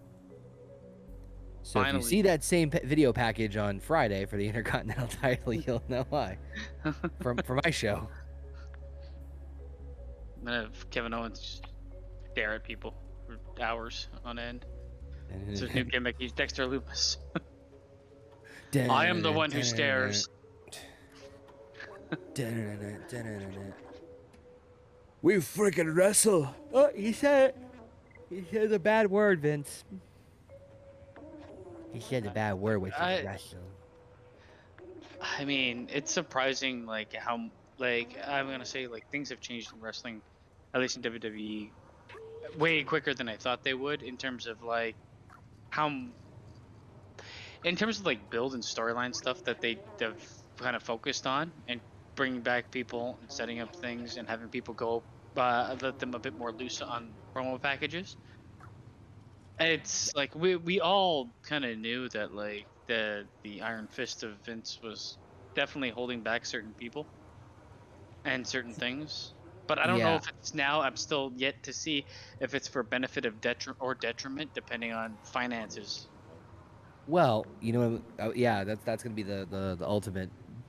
You know, that's gonna be the ultimate measurement. And what's gonna be interesting too is, I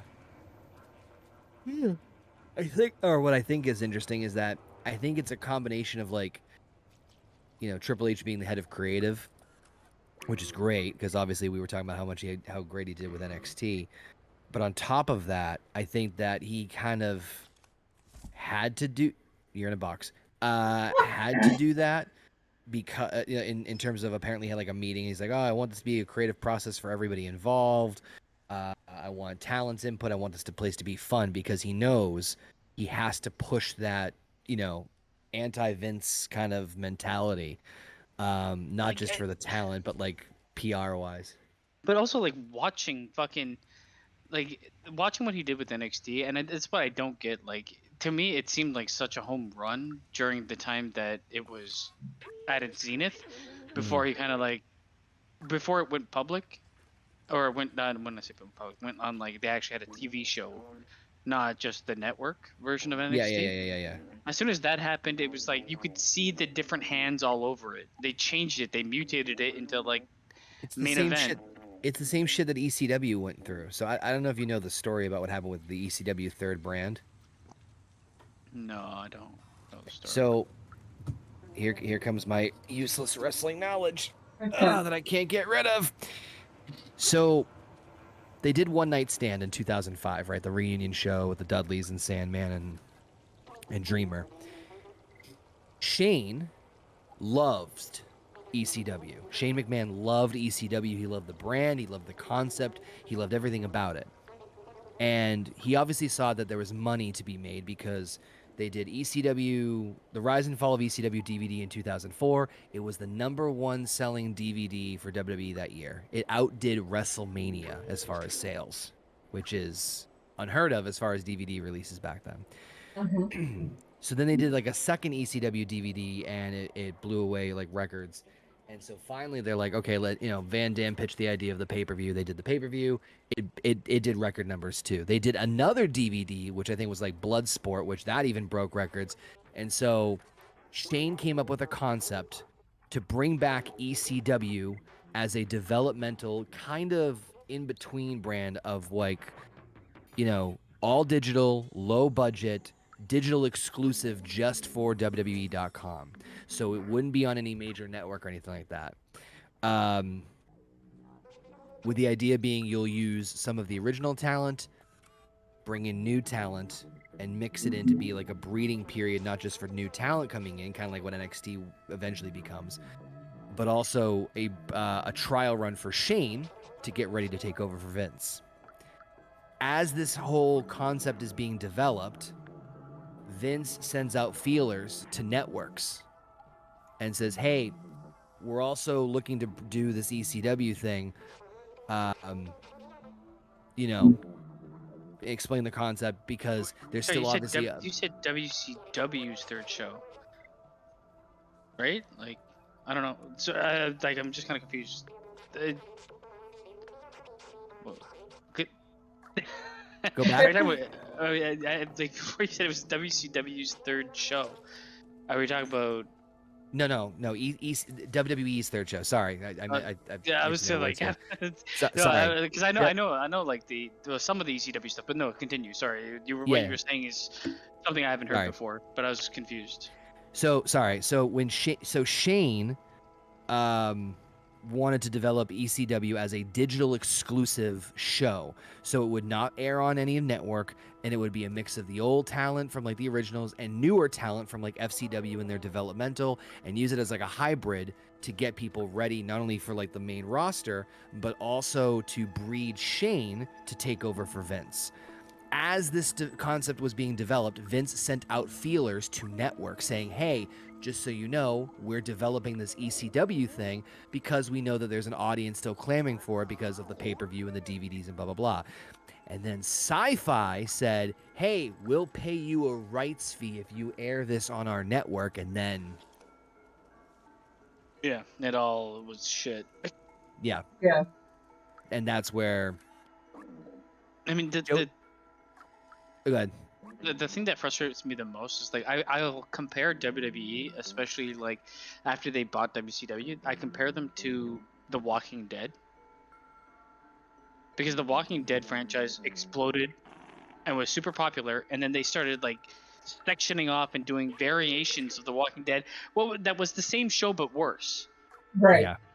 And it's like, man, if you have all this talent, you want to like this. The one thing that NXT did when NXT was in its heyday, it was not the same show, and it was not necessarily comparable in the way that it was run and presented, and it was a breath of fresh air, which a lot of people appreciated, because if I want to watch Raw, I'll watch Raw, and I'll watch SmackDown because they're the fucking same.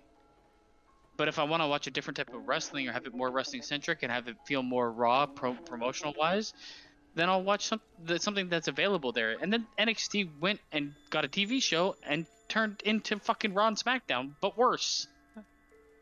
Like Yeah, I never agree with you on understood that. I never understood that like mentality from like it seems to me like they, instead of taking any risk creatively, they're like, well, we'll do this and we'll still get people watching it, so we'll still make some money. But instead of like taking a risk and being like, maybe we'll develop something that's potentially going to make more money, it could also fail. But what the fuck does that really matter if we have tons of revenue anyway? I don't know. It's just fucking mind blowing to me that NXT got changed into what it did, and it shouldn't be, because just like you said, they did the exact same fucking thing with ECW. Yep. Yep, I think I agree with you that NXT going to the USA Network was the beginning of the end of the Black and Gold brand.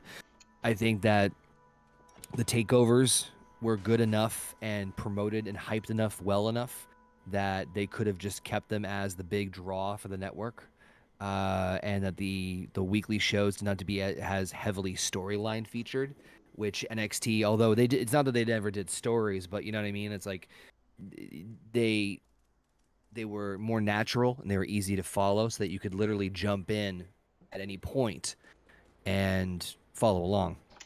Well, you have But two to three matches a show, because it was 1 hour. Yep. Definitely one of those matches and a segment would be developing a storyline that would eventually take place at Takeover. You had takeovers not every fucking month or anything like that. It's basically, I look at NXT at that era as like the groundwork for what AEW kind of copied, Mm-hmm. but just better than AEW did it, because AEW is just, they're too fucking dramatic and theatrical to be taken seriously. oh shit, didn't see that Drew was in the chat. What's up, Drew? Drew's talking about the same shit. With, Yep. Telling you, and, it's I mean, the nerdy it is the nerdy wrestling knowledge that I cannot get rid of out of my head, that it won't leave.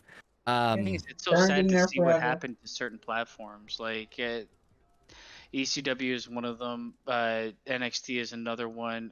For me personally, Lucha Underground is another one. Like the offshoots of like the regular boring fucking same old shit all got killed in favor of keeping more boring same old shit. You know what I find ironic is that WCW and ECW closed for the exact opposite reasons. WCW didn't have enough creative interest in their brand to keep money and revenue flowing in enough, or like, you know, the creative part wasn't there, and it was just like utter garbage creatively and talent wise.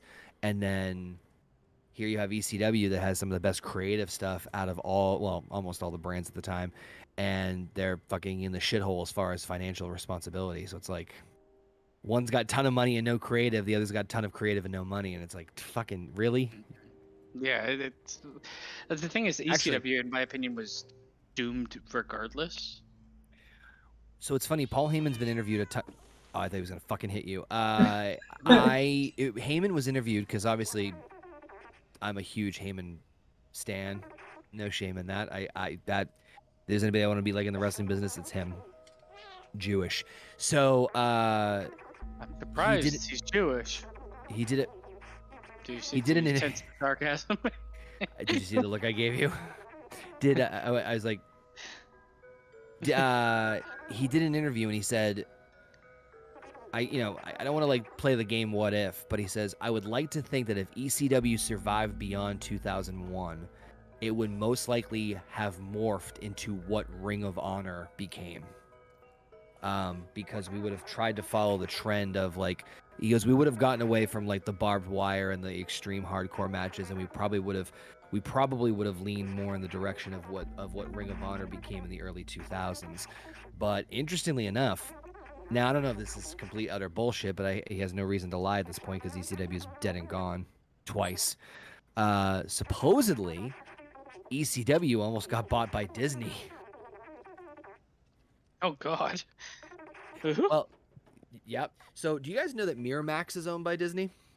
Yes. Did you know that half the fucking world is owned by Disney? Yeah. So it's very. No. This is something I recently learned about in the last like couple of years. That Miramax Filmed is quietly owned by not quite. Well, it's basically their ability to like have more adult R-rated films, that aren't directly tied to Disney. And so Heyman basically explained it would be kind of the similar idea where like it's not like the mouse is coming to ECW, but like there would be like a subsidiary company of Disney that's not directly tied to Disney per se. Like, publicly people wouldn't associate the brands together. But the person backed out of the deal at the last minute. It's like, he got cold feet. He goes, I just think it's a little too much right now to try it out. It's too much of a risk factor, and I can't imagine why. Right. No, I mean, what I'm trying to say when I say like ECW was doomed to fail anyway is because it was so tonally set on a specific thing that a change tonally would have hurt the brand. I'm not saying they couldn't recover. It's just going from the extreme version of ECW, they'd almost have to rebrand in my mind. Well, that's what Andrew said. Like that's why I think it would go the way ROH did when it first started. It would almost have to, because the way that the culture changed and not just in the world, but in wrestling specifically, is that there was a shift of like, here's an emergence of, TNA and ROH did not start too far apart from each other. No, they did not. In fact, I think it was like weeks. I don't think it was like months. I think it was like weeks of each other. TNA had their first pay-per-view, and then ROH started up the first show with the triple threat with Low-Key, Daniels, and Danielson. But I would say though that ECW had like, if they were to rebrand but keep some of the roster that they had a very strong central starting point with like Jerry Lynn, RVD, Taz at the time. They had like a core group of guys. Taz wasn't there at the time. Taz was gone. But well, I'm talking before like WWE bought them. Yeah, Taz was gone, and right before they went on cable, before ECW went on cable. So I'm actually pulling up the roster because I do want to see what the roster was like. They had Rhino, which was pretty solid. Taz left January of 2000 because he debuted at the Rumble, and ECW closed technically April of 01.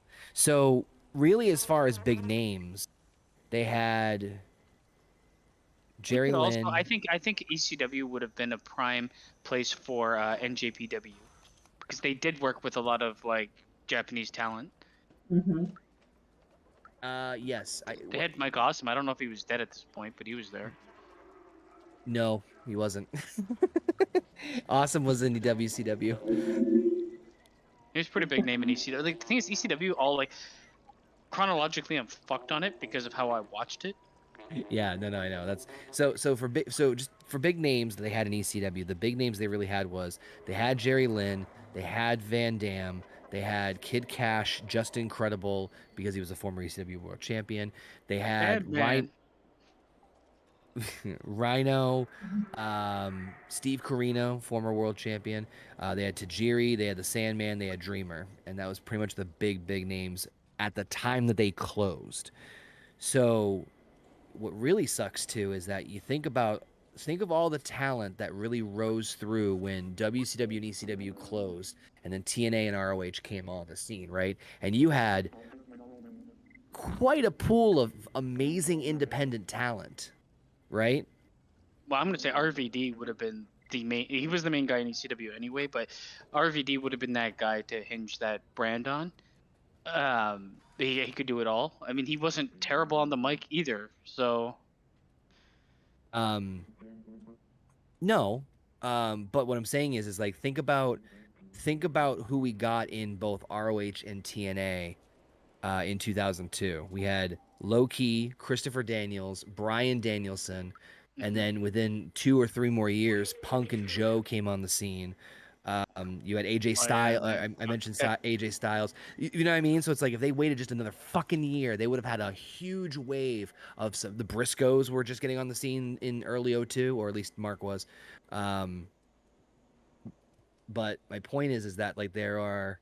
I mean, the way that the history could have shaped itself if those two like formed, and then I could see like I mean if it was still to the point where like a lot of the Lucha Underground talent would probably prefer to go to a combination of those two than WWE Yeah. because it's Because more in line with that type of wrestling. because WCW was doomed to fail as soon as more corporate hands got involved, right? So that was out the door. So if you even got like a fraction of some of the undercard talent from WCW, But you wouldn't then want the main card because fuck, they were all just money no, grubbing dickheads that no. were terrible at wrestling for the most part.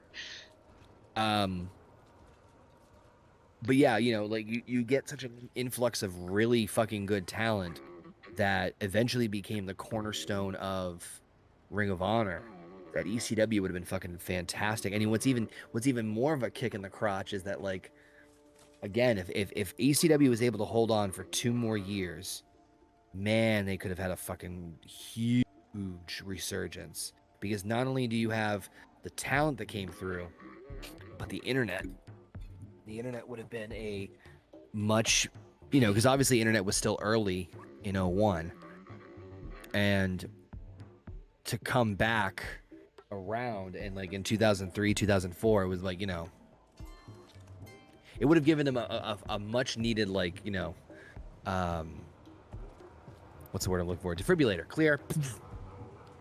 They also had like outside of wrestling talent, they had Paul Heyman, which we know is one of the best things in fucking WWE, just in general. And then they had Joey Styles, I think his name was. They had a lot of good mic work, and they weren't WWE's version of the bimbo mic girl kind of Yeah. shit that they went with, which I fucking hate to this day that they don't have like respectful backstage interview. Like you can build so much storyline with like interviewers and backstage stuff that aren't necessarily wrestling talent, but when you have fucking what's her I'm gonna say Tony Braxton, but I know it's wrong.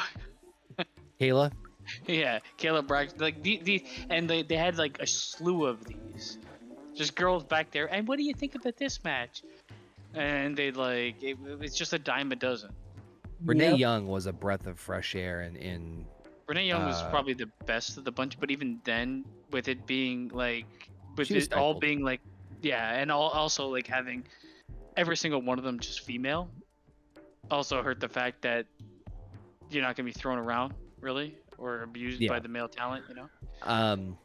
Drew is first off, Mikkel's in the chat and it's apparently his birthday. Happy birthday to you, Mikkel. This guy was born every day of the year, so happy birthday, Mikkel. And Drew said it absolutely correct in the chat.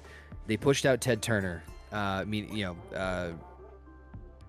know, the corporate Turner Broadcasting. They pushed out Ted Turner, and that is exactly what was the beginning of the downfall for WCW, because Ted loved it so much because it was the cornerstone of the Superstation when he was first expanding out of Atlanta, Georgia. And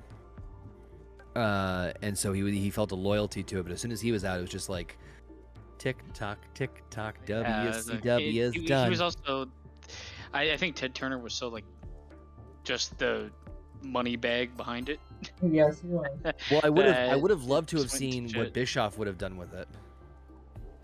In If he had terms gotten of, the chance, he probably could have done a lot with it. But well, did you know about this story, Basement, about how Bischoff almost bought it from Turner? No, I don't really. The thing is, I watched some of WCW. I haven't seen a lot of it, and I never really followed it too closely because all I looked at it as was like a grounds for like guys that I was no longer interested in WWE to be, except for the NWO stuff. So right, when everything was hitting the fan in 01, and it was pretty clear that they wanted out, Bischoff, who was already gone from WCW at this point, said, "I will buy the company for you. Let's put together a deal, and we'll buy the rings, this, that, blah blah blah." Laid out a plan. They were actually going to they were going to take like a couple of months off, maybe even a year, and they were going to do a pay-per-view called The Big Bang, and it was going to be a big. He didn't have any. Yeah, bazinga. He didn't have any plans creatively yet, but the idea was that they're like, we clearly need to like space out from like the shit that was WCW, and we need to give like time for things to like settle down and then come back fresh out the gate. And he got a partner together. They made a great deal. They signed all the like the letters of intent. They were getting down to like the nitty gritty, and then all of a sudden he gets a call saying, "Yeah, deal's off." He said, "What the fuck are you talking about? We just signed a letter of intent." He's like, "Deal's off. They won't give you the TV time." or the And library. it's like, no, they said yes to the library, but they said no. They said library, ring, rights, logos, contracts, but the only thing they wouldn't give them would be the TV time on Turner. And it's like, well, at the time, he's like, well, if I can't air it on TV, then it's fucking it's dead in the water. There's no way. There's no way, because it was contingent on that. So And for me personally, like I know I'm not alone here. Like the death of WCW was the death of me watching wrestling for about 10 years, almost, or It was more. close to it, yeah. Like I left for pretty much all of the John. I might have stuck around for a little bit of the John Cena thugonomics stuff that happened, but then I was done and I was out. I was a big ECW fan, bigger fan of like the realism fusion wrestling and like the hard hitting wrestling than the Disney Plus wrestling that it became for 20 years. So you ready for this? Is how much of a life I do not have. I did not start watching wrestling until 2000. And you joined when it became shit. I did not. I didn't know what WCW was when everything happened. But when WWE bought it, and over the course of time, they were releasing documentaries, and I just went right down the rabbit hole, and it would everything would branch. Okay, like I learned about this wrestler. Oh, he had this time in here. Okay, I want to learn more about that, and it just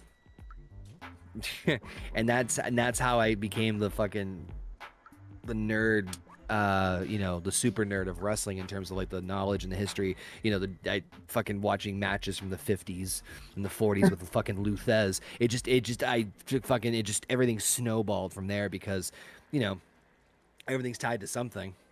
And there's 6 degrees of fucking all sorts of shit. Wrestling, I mean, no matter what anybody says, wrestling is super interesting outside of just the wrestling events. You've got so many different storylines with how it's done behind the scenes. It's more interesting than like I mean, look at the like culture of people that love the fucking Kardashian celebrity things, but it's got much more like honor to it than that, or much more respect for me because of like the shit that a lot of wrestlers have gone through, not just in terms of what they do to their bodies, but like the mental stress of wrestling, especially in the like 90s and before.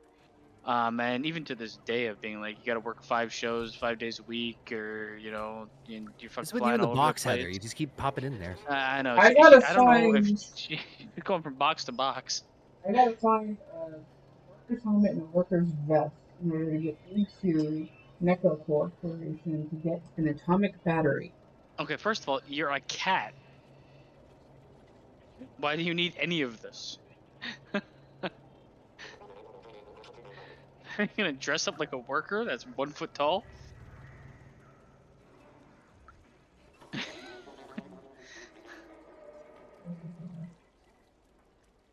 Yeah, I mean the idea, like, I guess, I don't know, for me, like, wrestling has always had like enough interest outside of just wrestling. And like once you get to a point, and it's just, I think this works for any like form of entertainment except for the Kardashians. I don't give a shit about that, and reality TV is garbage. But once you get to like any form of entertainment, and you get to like look at the like behind the scenes, the machinations of how they do things, you start to see like, and you get to look at like, the more interesting thing isn't necessarily like the matches per se. You still appreciate them, but it's like, how are they going to use this character? What are they going to do with this character? This is a very good writing decision. This is a very good decision on this side. What the fuck are they doing with this character? Why would they do this? And I'm not talking about the like fluff pieces and the people that get too involved in, like, Sasha Banks was here. Let me smell this chair. Yeah. Drew said in the chat, imagine AJ Styles in WCW with enough time to make it work. He could have single-handedly revived it. Yes, he was young, but he's a prodigy. They would have added Joe Abyss, basically all of TNA. So the thing is that Styles was already in WCW at that time, but obviously he was still very, very, very low on the totem pole. I respectfully disagree and think that they would not know how to fucking use him. Because I'll put it this way. WCW at the end, the big thing they had at the end was the Millionaires Club versus the New Blood, which was a bunch of the old WCW veterans like Sting and Luger and Hogan getting together against all relatively new or push new talent, which is a great concept, except for the fucking fact that the New Blood was heels. Yes. Which makes no fucking sense. It should be the other way around. Hell, Christopher Daniels was in WCW and ECW towards the end. And I think that while we were just talking about how great it would have been if they stuck around in X, Y, and Z, I think TNA and ROH starting when they did, coming from the ashes of WCW and ECW respectively, was probably the best thing for their careers, because I don't know, I'm not saying it couldn't have happened, but I don't know how much of their successes I know much they would have broken through the glass ceiling if they didn't have the fresh starts just like these other companies did. Because they were forced to rely on these newer talents, so that got them over and became the main staples of these companies. If you go in the box, will he bring you in? I love how we just keep going back and forth between that and then that's fucking. what I do need to do. If you go in the box, So if you're looking, okay, I can help you if you want, because I noticed you were just going in and out of boxes for a while. I mean, it's not that I don't think could AJ have been champion and done great in WCW. Yes, but it all depends on management, and Bischoff never really pushed cruiserweights to begin with. Generally speaking, I'm not, obviously, like, exceptions like Rey Mysterio and stuff like that, but even Rey was like an uphill battle. I just think that, like, I'm not saying it couldn't have happened, that he couldn't have been successful and couldn't have been champion, but I don't know. I mean, maybe it would have happened longer, but I don't think AJ would have made it big in WCW in the state that it was when it folded. Put it that way. If you got rid of some of the top talent, well, yeah, right. So that's the thing, is that I'm basing it off of. Sorry, it's like I'm talking to Drew and he's just commenting in the chat. I'm going off of Bischoff's past creative, and could he have changed his mind if he had full, complete control? Yes, but I mean, even he never really pushed a cruiserweight. He never really pushed any new talent. The only new talent that he pushed under Bischoff's regime in WCW was Goldberg. That was it. Oh, God, great talent. New talent. I didn't say great. I said new. I feel like so a lot of this is like just of the time. Yeah. Because to compete with WWE, you kind of have to like push what they're pushing. If you're just pushing small guys and they're pushing these monsters, at the time it was like muscle over wrestling talent. And I don't know if that's like a Bischoff thing or just a competitive thing. And I don't know if any of us can answer that question properly. Say that one more time. I just want to make sure I heard you right. So I don't know if like the push of larger talent, like physically larger talent, was a Bischoff thing or just a wrestling thing of that time, where he might have done it in strict competition sense. Yeah, that's a tricky thing because so, and yeah, I do agree, Drew. It's a great debate. So like, and again, this is all speculation. Obviously, I could be wrong. Any of us could be wrong in terms of like what if and blah blah blah. I mean, AJ is not like what AJ versus like you look at other people of that era too, like Eddie Guerrero, Chris Benoit. He's kind of the same stature as some of those guys in terms of like weight class. Rey Mysterio is bigger than his ass and better than his ass, so like I think it could have definitely happened. Correct, but if Bischoff was in, and I'm basing off of Bischoff's run in terms of creative in the 90s, he didn't really push any newer talent. Everybody had a ceiling, everybody had a limit. Were there exceptions to that? Abso-fucking-lutely. However, and this might be an eye roll here to some people, if you're gonna praise this guy for anything that he did good in the wrestling business, it was trying to get some newer talent over in WCW, and that was Russo. Well, I mean, I was like, for me, like Bischoff never really knew enough about his like agenda or booking wise to like say one way or the other. And again, like, how long was he in charge of anything for? Russo was not there long, but no, Bischoff. Oh, Nitro started 90. But like, was either 93 or 94. The question is, do you look at him as like a Vince McMahon, or do you look at him as like not necessarily being in full control of everything that's happening? I think no. I think that Bischoff was more. No, he's definitely not a Vince. Not just in terms of his mindset, but also in terms of his control over everything. Right, because at the end of the day, he still had to. That's the other big thing about this whole thing. And yes, I agree with you, Drew. Right there on you. It's a fantastic debate. Bischoff did not have complete 100% control of WCW even when he was there during the Monday Night Wars, because he still had to answer to Vince. No, he had to answer to Turner, because he still had other supervisors, because Turner bought WCW. So it's a different mindset of, hey, Vince owns the company. He can kind of do what he wants and he can channel things that way, versus Bischoff had several people he had to answer to, and that kept constantly changing.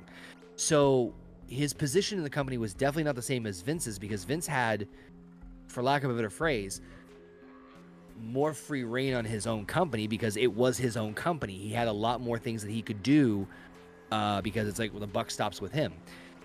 But I think Bischoff's mindset was also different too, because you have to look back, and I can't blame him for this per se, but at the time you have to look back at what made him successful. He was bringing over former WWE stars that were big and mixing them into this pot with a couple of other bigger WCW names like Sting and Luger. I know Luger had a WWF run. For the most part, what he did is he took established names and turned them heel. Like I mean, it seems like a lot of what he did was basically, I'm gonna Everybody take this turned heel. established name and fucking turn them into Actually, I a take that version of back. himself that's different. I take that back. Goldberg and DDP were two people that got over in terms of newer talent when Bischoff was there. I gotta, but right, and Drew makes a point. If Bischoff bought it successfully in 02, he would have had no one to answer to, though, which is true. But it's not like, and so this is where the dichotomy comes. It's not like WCW, or it's not like Turner cared who was being pushed. No, They only But- cared about one thing, which was the bottom line. but the thing is Ratings too, for a and long profit. time, WCW, for the most time, WCW was playing catch up and aping WWE's style because it was known to be successful. It would have been a train wreck for them to go completely opposite of it because that takes time to build.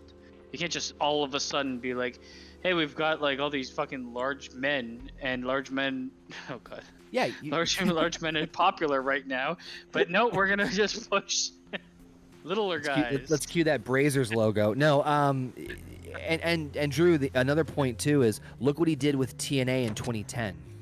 Was very similar to what he was doing before in terms of were there talents that got over in there? Absolutely. But think about the core crux of people that were in TNA when him and Hogan came in, and like you could see that there were certain people that he like leaned towards that were either established names already in the business prior to TNA or established names in TNA that were associated with that brand, like Styles or Joe or a couple other people who were already kind of key figures for that particular company. Kurt too, but it's kind of tricky. I just think that like Bischoff tends to look things at more from a business mindset more than a creative. Not that he's not a creative person, but and not that I think it wouldn't have eventually gone that way, but I don't think it would have happened in like a 2-year time frame. I think it would have been much further down the road where fucking they'd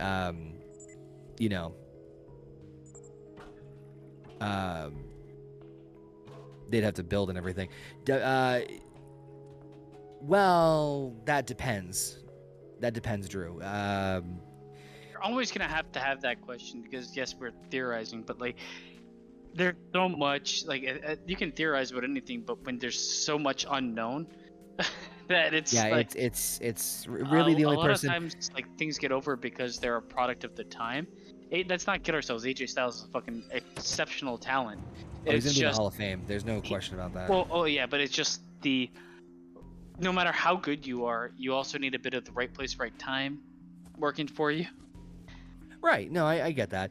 I just feel like Bischoff, in my personal opinion, based off of his track record both in WCW and in TNA, that his mindset would have been roughly the same in terms of leaning on, and I'm not faulting him for this per se, but leaning on more veteran established talent, at least in the beginning, until that transition period happened where more stars got over.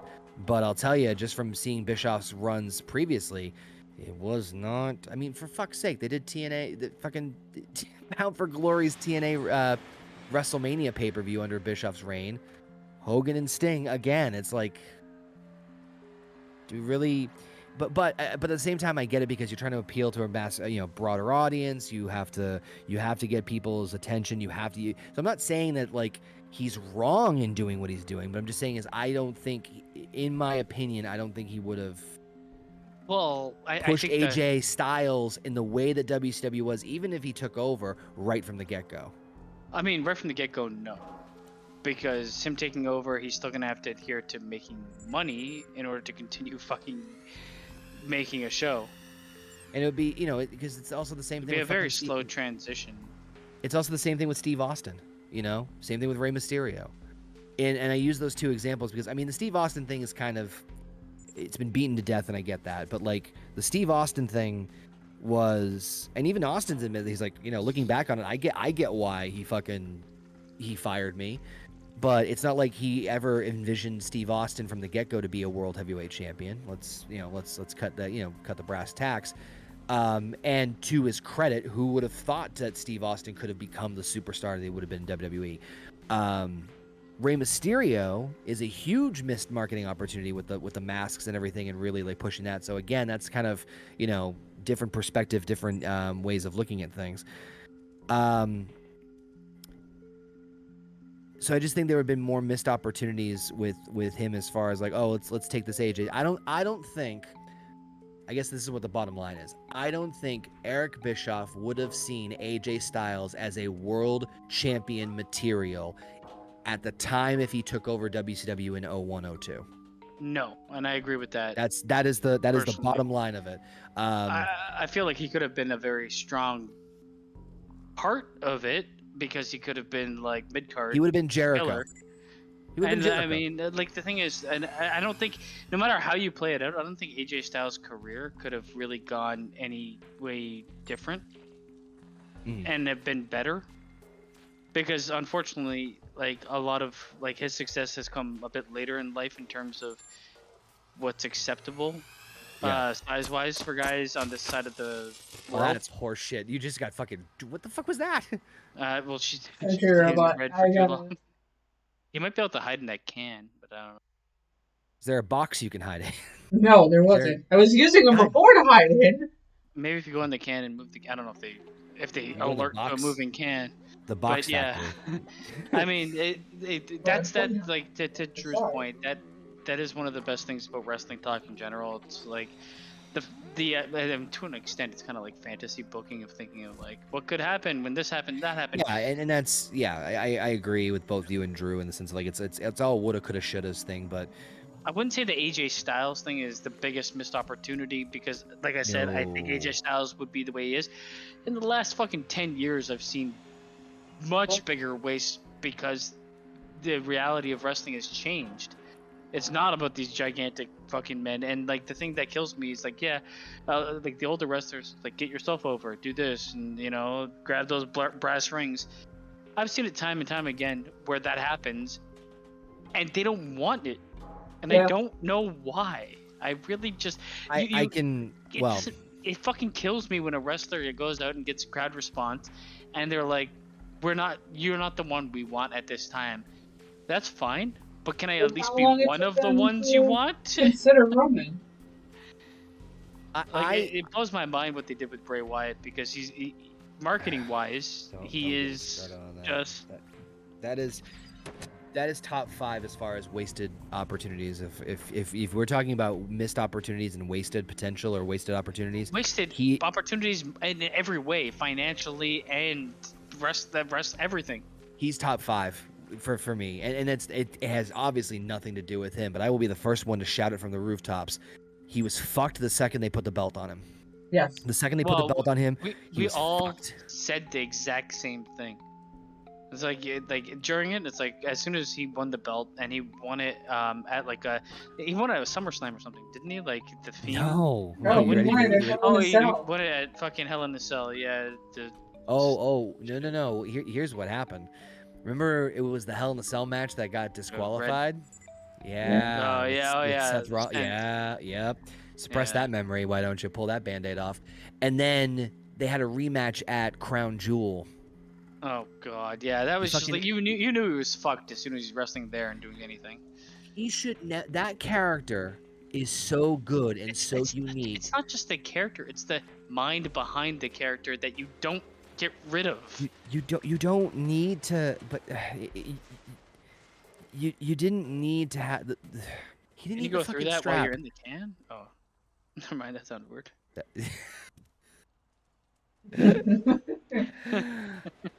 Yep. They. I mean, it's just. There you go. Look at you, Smat. It's just. What happened? It's the same fucking shit. It's politics and BS that got in the way of it. Because if you think about it, right? Bray won the belt because they wanted it because he was super fucking over. So the logical thing is shove it down everyone's throats, which WWE fucking no. They don't see a long-term opportunity. They used it as a fucking selling point for Halloween. And then he lost the belt to Goldberg so that they could have Goldberg versus Roman at WrestleMania, which that didn't even happen, and because of COVID. And then, but even if that happened, it's just like, why are you cutting the legs out underneath of clearly something that you see value in enough to put the belt on within 2 months of this new character coming out? Why are you cutting the legs out from underneath this person or this character? It is so fucking ass backwards, and that's the part that pissed me off more than anything. I don't give a shit if it was Goldberg, although I do, but my point is that it didn't matter who it was. That whole like thought process is just baffling in terms of like does not make any sense to me. You have something that is fucking white hot that comes in, is over like fucking Rover. It's probably the biggest thing they talked about at SummerSlam that year when he debuted. You give him the belt, okay? Now I wouldn't agree with that, but fine. And then you cut his legs out right from underneath him just to give it to, it's like no. It made no sense whatsoever, man. No. It's like the biggest misuse of talent I've ever seen. And even then, if they, for some reason, say they were like, we're gonna use the Fiend up and throw him away, okay. I don't agree with it, but okay. But then you think you're gonna, like, the actual wrestler's gonna be okay with you just fucking bankrupting him creatively constantly? Eventually, you're gonna get to the point where I have worth here, man.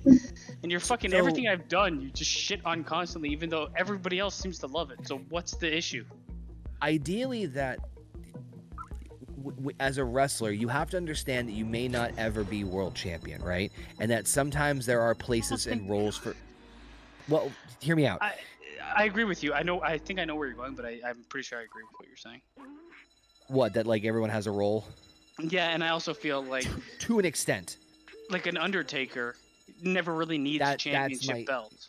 Right. Yeah. I mean, hell, he only really, what's funny? He only really won world titles towards like the end of his career. Ish. And again, like the only time to put a title on them is to have the title be off the show for a bit before coming back in some form of storyline driven thing that somebody fucks them over, or they like a gimmicky match where they get like buried alive or disappeared. If you're gonna stick with the Fiend, I actually think Bray Wyatt is even better than the gimmick of the Fiend. I would have done what they did in NXT with Finn Balor and have it be like a duality of character, where he might lose as Bray Wyatt but doesn't ever really lose as the Fiend. And I think it works better with Bray Wyatt because he's physically way more imposing than Finn Balor. And they fucked up Finn Balor too. They can't stop fucking people up. Like that's why I stopped. One of the reasons I stopped watching WWE because of that and the fan base. I can honestly only think of one person that has come. Well, actually, that's a lie. I can think of two people that have come from NXT. Yeah, okay, maybe three. That have come from NXT and have not been fucked over as far as their call up from NXT to the main roster. Seth, Roman, and Charlotte. And even I'd say, like, to be honest, the Shield call up was the Shield all at once. So they kind of all were called up, and they kept the gimmick together, which was good for as long as the gimmick should have stayed together. I didn't see what I think a lot of people saw in Dean Ambrose. He wasn't my cup of tea. I don't think he was a very good wrestler. Yeah. And he's a one-trick pony. And it's Drew, kind of been proven. Yeah. Oh no, Drew. I know that he had belts he had runs with the belts in the '90s. I'm not saying that he didn't. I'm just saying that most of his world title reigns were. He's not remembered for being a champion.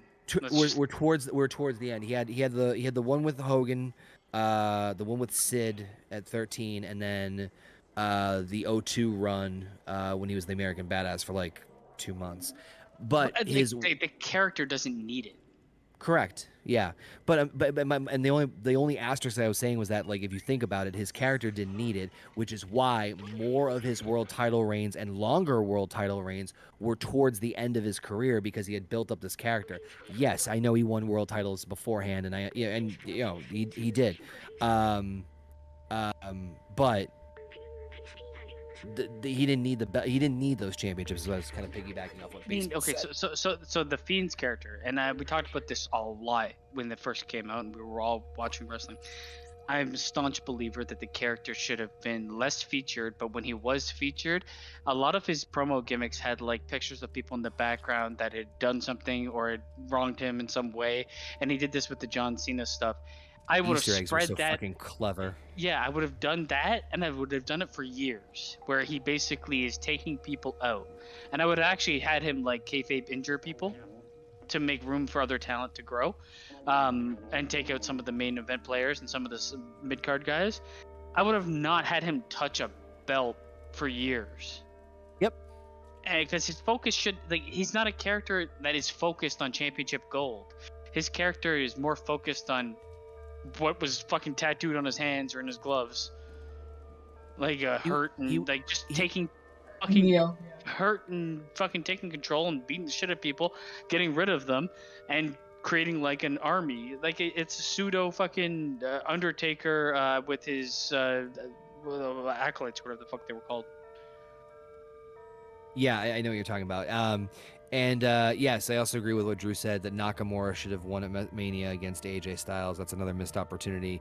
Roman should have been the one to end the streak at WrestleMania 30. That one I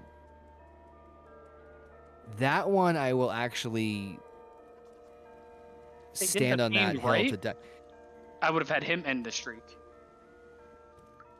Yeah. If they did Bray Wyatt right, I would have had him beat The Undertaker, retire him, and kind of take his mantle. Because he's the only one fitting to do so. If the time, yeah, because you're basically and everyone compares the Fiend to Taker. I get it, but they are. It's not just the fundamental dark, creepy, gimmick. It's the role that gimmick and that character has in the company. Well, it's the ability for those two performers to actually become their character. Yeah. If they were able to hold out longer, I agree that with Basement that the Fiend would have done it. However, I will defend the decision to give the win to Brock, and I'll tell you the main reason why. A lot of people, myself included, for the longest time said the person who ends Undertaker's undefeated streak should be a new guy so that it pushes it pushes new people to, it pushes a new star to help, continue the business. However, I also understand how much of a burden that can be too. Because you will be mostly, if you're I'm throwing a name out here, Austin Theory. Let's say Austin Theory, through some divine reason, and sorry, Heather, that we're hijacking this stream. It has to be, they have to earn it. And Roman, when he did defeat him, hadn't earned it. If it's a Roman today, 1000% yes for me. So, but my point is that like, but my point is that like, I'm using Austin Theory as an example just because it's the first name to pop in my head. Let's say you have Austin Theory shoved into Undertaker. It's like, all right, kid, you're gonna be the one that takes away Undertaker's undefeated streak, and he finally fucking agrees to it. That will way too high. It's the risk. It's the. In my opinion, of a 21-year-old, 22-year-old, whatever the fuck he is. Like, you don't know where this guy's gonna go. He could disappear into Snitskyville. There's oh god, hunt a baby. But on top of that too, it's like, what other accomplishment realistically is as big as that? Right? If you look at everything with WWE, right, there is nothing else that is on that equivalent that someone else could match. Yes, there's world titles. Yes, there's, no one else Well, is... I mean, watching it as a WrestleMania event, this is like The Undertaker is another belt. But it's one that nobody else could replicate anytime soon. Yeah, it's is my something you don't point. throw away, and you can't risk it on a young talent.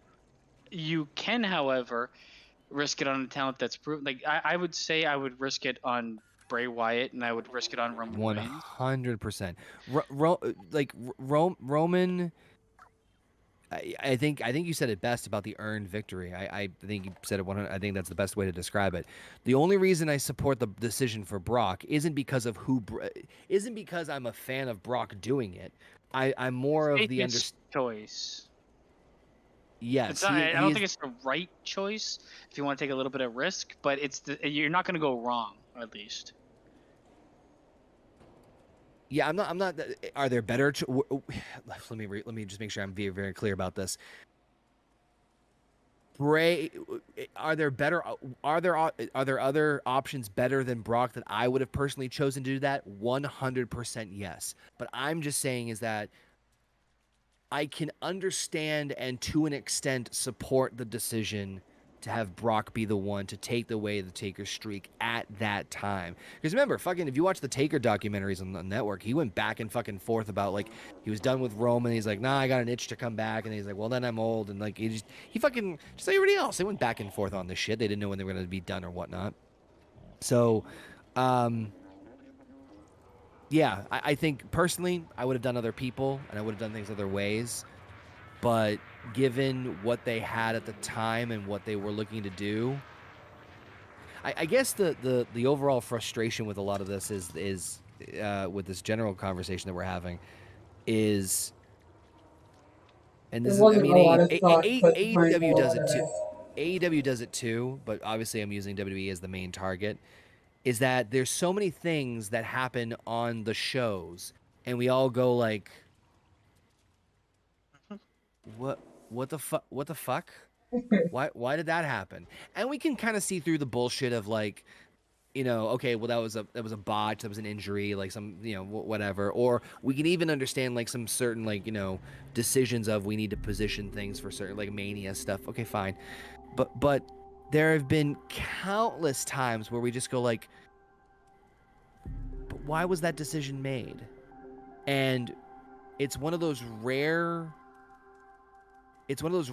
forms of entertainment where like you don't really, I mean, to an extent you do now with like the network and the internet and all that stuff, but you don't really get the full legitimate reason as to why this thing happened. And yes, Drew, I agree with you that Taker's streak is in some cases, in some ways, at least beforehand, was a bigger accomplishment than a world title.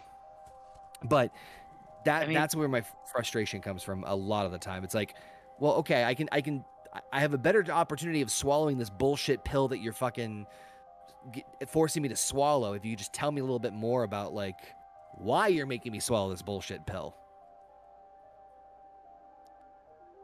I mean, the right thing to ask is, with an aging Undertaker, knowing that what he's giving is a payoff for whoever he gives it to, you kind of want to hit, you want to use it as something that's going to turn a star into a superstar. Because if you have a star and you know that they're like up with the brand and up with what you want to do, and they're on the side of what you want to do, then you All right. do The that phrase with. "up with the brand" was just really fucking funny to me. But If when they're it comes to down like, to clown, if they're up with the brand, dope to well, smoke. like some of these fucking people be talking shit even though they work for the company. But Yeah. what I'm saying is like, you don't use it on a superstar, as it didn't do anything for Brock Lesnar. Well, It didn't need to be him, and it didn't no. like Well, it would have helped Roman Reigns, and it would have actually significantly helped Bray Wyatt. But I have this sneaking suspicion that certain entities in that company just did not like him. who? Bray? Bray Wyatt. Oh Like, yeah, no, for sure. for the way that he was treated, like eventually they recognized the marketing opportunity, but then they just fucking used it up. I think what they and this is the way I kind of looked at it was, think about the way that Brock was used after Taker's win, right? Or the win over Taker. They primarily used him as a special attraction, generally. for bigger events, bigger shows, the World Championship, and treated him more like a specialty attraction, kind of like what Taker was sort of doing early on in terms of like not overexposing him and using him to as like kind of like a catalyst to help. They essentially put Brock in a heel position of what they wanted to Taker to keep doing what he was doing with the next wave of talent, like Roman and Drew. And I mean, shit. There's Think no about, point I mean, in giving it to Brock. It's a believable person to beat him, but it's a waste of that accolade. At times, yes. Especially when they try to throw it in the face so I don't often. think you can convince me otherwise with him. It's I not the won't wrong say choice; it's the safest choice, but it's also I won't say the it's a worst way to waste. use it. I won't say it's a okay. I'll meet you in the middle. I won't say it's a waste, but I will say that were there better options? Fucking, of course there were. Jesus, you're killing this cat a lot. Or they're killing this cat a lot. I won't say it's a waste. I would fucking pray to God that they had some sort of semblance of at least trying to, like, even if it's a bottom of the barrel reason to do what they did. That being said, we could list 40 different fucking ways and people that they could have done things better with Taker's undefeated streak. No, I'm not gonna be the first. You know, I'll be the first one. I'll be the first one in fucking line. Drew's point talking about Roman turning heel. I think this was cried for forever because he's a natural heel, not a natural face. And look at But him, he's knocking it out of the park. Exactly, and every single fucking actual legitimate understanding fan said this. This is why wrestling just frustrates the shit out of me, because there's certain obvious things that they just don't fucking do. And if they did turn Roman heel and they did have him beat Undertaker and take that accolade, they could have done something with that. But unfortunately, they didn't have him in the position to take it and do anything with it at the time because he was still face wannabe Cena, which was never going to happen. And then you had Brock Lesnar, who was, yes, he could beat Undertaker, and yes, it was very plausible. But in the end, it's so not memorable. Yeah. They did nothing for him. It did nothing for anybody. Yeah. But no, I'm on mostly the same page with you and Drew and everybody in the chat. It's like there's a couple of small things, but you know. And the only reason it wasn't Bray is because I think they fucking always hated Bray, and that's that. I think Vince hated Bray. Not hated, but I think you soured upon Bray. Then the thing is, there might be completely just reasons for this. In all honesty, there could be reasons Bray Wyatt might have been just fucking Ed fucking Norton, or whatever the fuck his name is from. No, I really don't. I don't believe that. The only reason I say that is because I've heard multiple times of people being like hard to work with when they start disputing creative. So, I don't. I'm gonna use you can say creative with fucking bunny ears because it's anything but. Yeah, well, that's why I said yeah. What? I love Drew just said in the chat. Heath Slater would have been a better move as WWE champion than Brock. Come at me. He has kids. No, Brock Lesnar is a very good talent. It's a generational talent. Can't come on. You might have hate for him, Drew, but you can't deny that. Roman Alpha says Roman being heel now for me is slightly too little, too late. I'm sick to death of even seeing him, and to a degree, Seth Rollins too. Seth's just having fucking fun. He doesn't give a shit anymore, and so that's kind of one of the reasons I find him entertaining. Is that like he's purposely going out of his way to be like over the top fucking annoying, and in some ways, I actually kind of like that. Roman, they need to kind of slow down with him for sure. It's the same fucking shit of like. It's shoving it down your throat. It's Vince McMahon all over. Like it's like, oh, we found it and people like it, and they're gonna love it for the next 10 years because we ain't gonna change it. Why do you think? Oh god, sorry. It just reeks of fucking. Use it until your eyes bleed. Why do you think a lot of people were? Why do you think a lot of people were so happy to see Karrion Kross on SmackDown? It's not just because is he a good talent? Yes. Is he a great performer and a great entertainer and like, great on the mic, all that stuff? 100%. It's a new top talent to be introduced into the mix. It's something different. Yeah, It's I mean, it's new please God. possibilities. Yeah. They've got like a handful of top tier guys, and I hope to God they give them all time to shine. Drew says Brock doesn't put into work. That's not true. You can't look at this guy's like life and say he doesn't put in the work. You can't respect part timers, and you can't respect the Undertaker.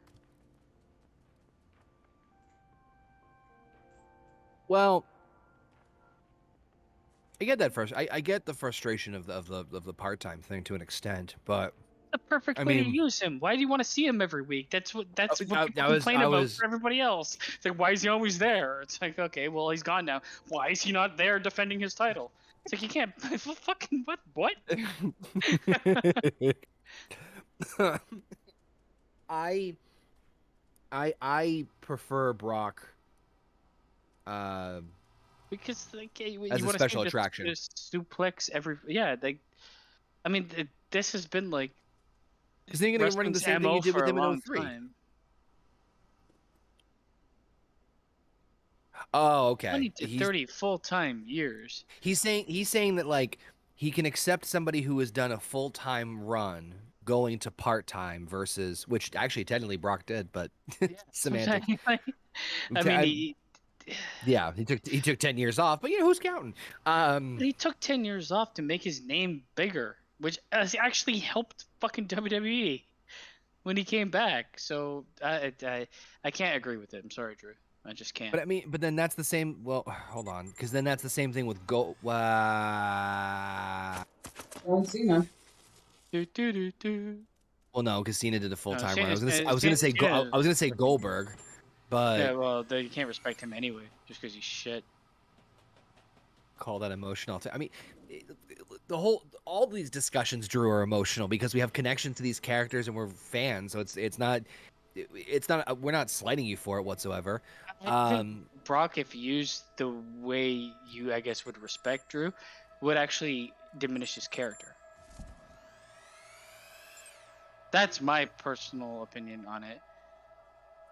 It's like I don't want to see the Undertaker every week because it would diminish his character. And I mean, Sometimes absence makes the heart grow fonder. Mm-hmm. And he's one of those guys that the more you see, the less special he is. And he's not the only one. Roman Reigns will be that guy very soon, I think. if never saw Mark Calloway fail for the Vikings to get handed a silver spoon. Oh God, I love it. I fucking love it. True, very true. Although it's funny, Taker did say in an interview that if he left wrestling earlier, like before the American Badass, he probably would have been into MMA. I'm just eating a whole entire pan of mini cinnamon rolls, so don't mind me. At fucking 2:30 in the morning. You have this take of what earning it means, and that's earning it to you, I guess, which I can't fault. That's your own opinion. Mm-hmm. But I mean, you can't. I don't know. You just can't dispute the fact that his presence brings more eyes to wrestling because of some of the other things he's done. It's the same treatment as any. Well, no, it's kind of a hybrid treatment of like the way they treated celebrities for like WrestleMania or SummerSlam for these one-off celebrity matches and stuff, versus using him long term, but also making sure to not burn him out, but essentially, yeah, in terms of like making sure you use him selectively, because it's also one of the reasons why if you would have to change, in my honest opinion, for him to be there all the time. Yeah. If you go back and look at Undertaker's last couple of runs as world champion, right? He did not have. He had somewhat. I think he had like one long title reign, but other than that, it was not very long periods of time because did burn out quickly with that character, and not so much at the beginning, but towards the end, obviously, and he petered out. But with Brock, I would not want to see Brock. I wouldn't want to see Brock personally there all the time I don't because see any of them there all the time. They're all overused in my honest. Like I advocated for fucking off season for wrestlers Yeah. yeah, yep. for a long time. I was like, make it like cycles, man. They have 6 months on, 4 months off, and No, that's back that. in Unless the back in popularity demands you to be there a bit more. back in the good old day, um, you know how often Bruno San Martino wrestled? Maybe once a month. Yep. You know why Bruno fucking San Martino had the title for 4 years in a row? Is because he wrestled once a month. Because just It's like just like the attraction NWA based. Championship. What's that? It's fake.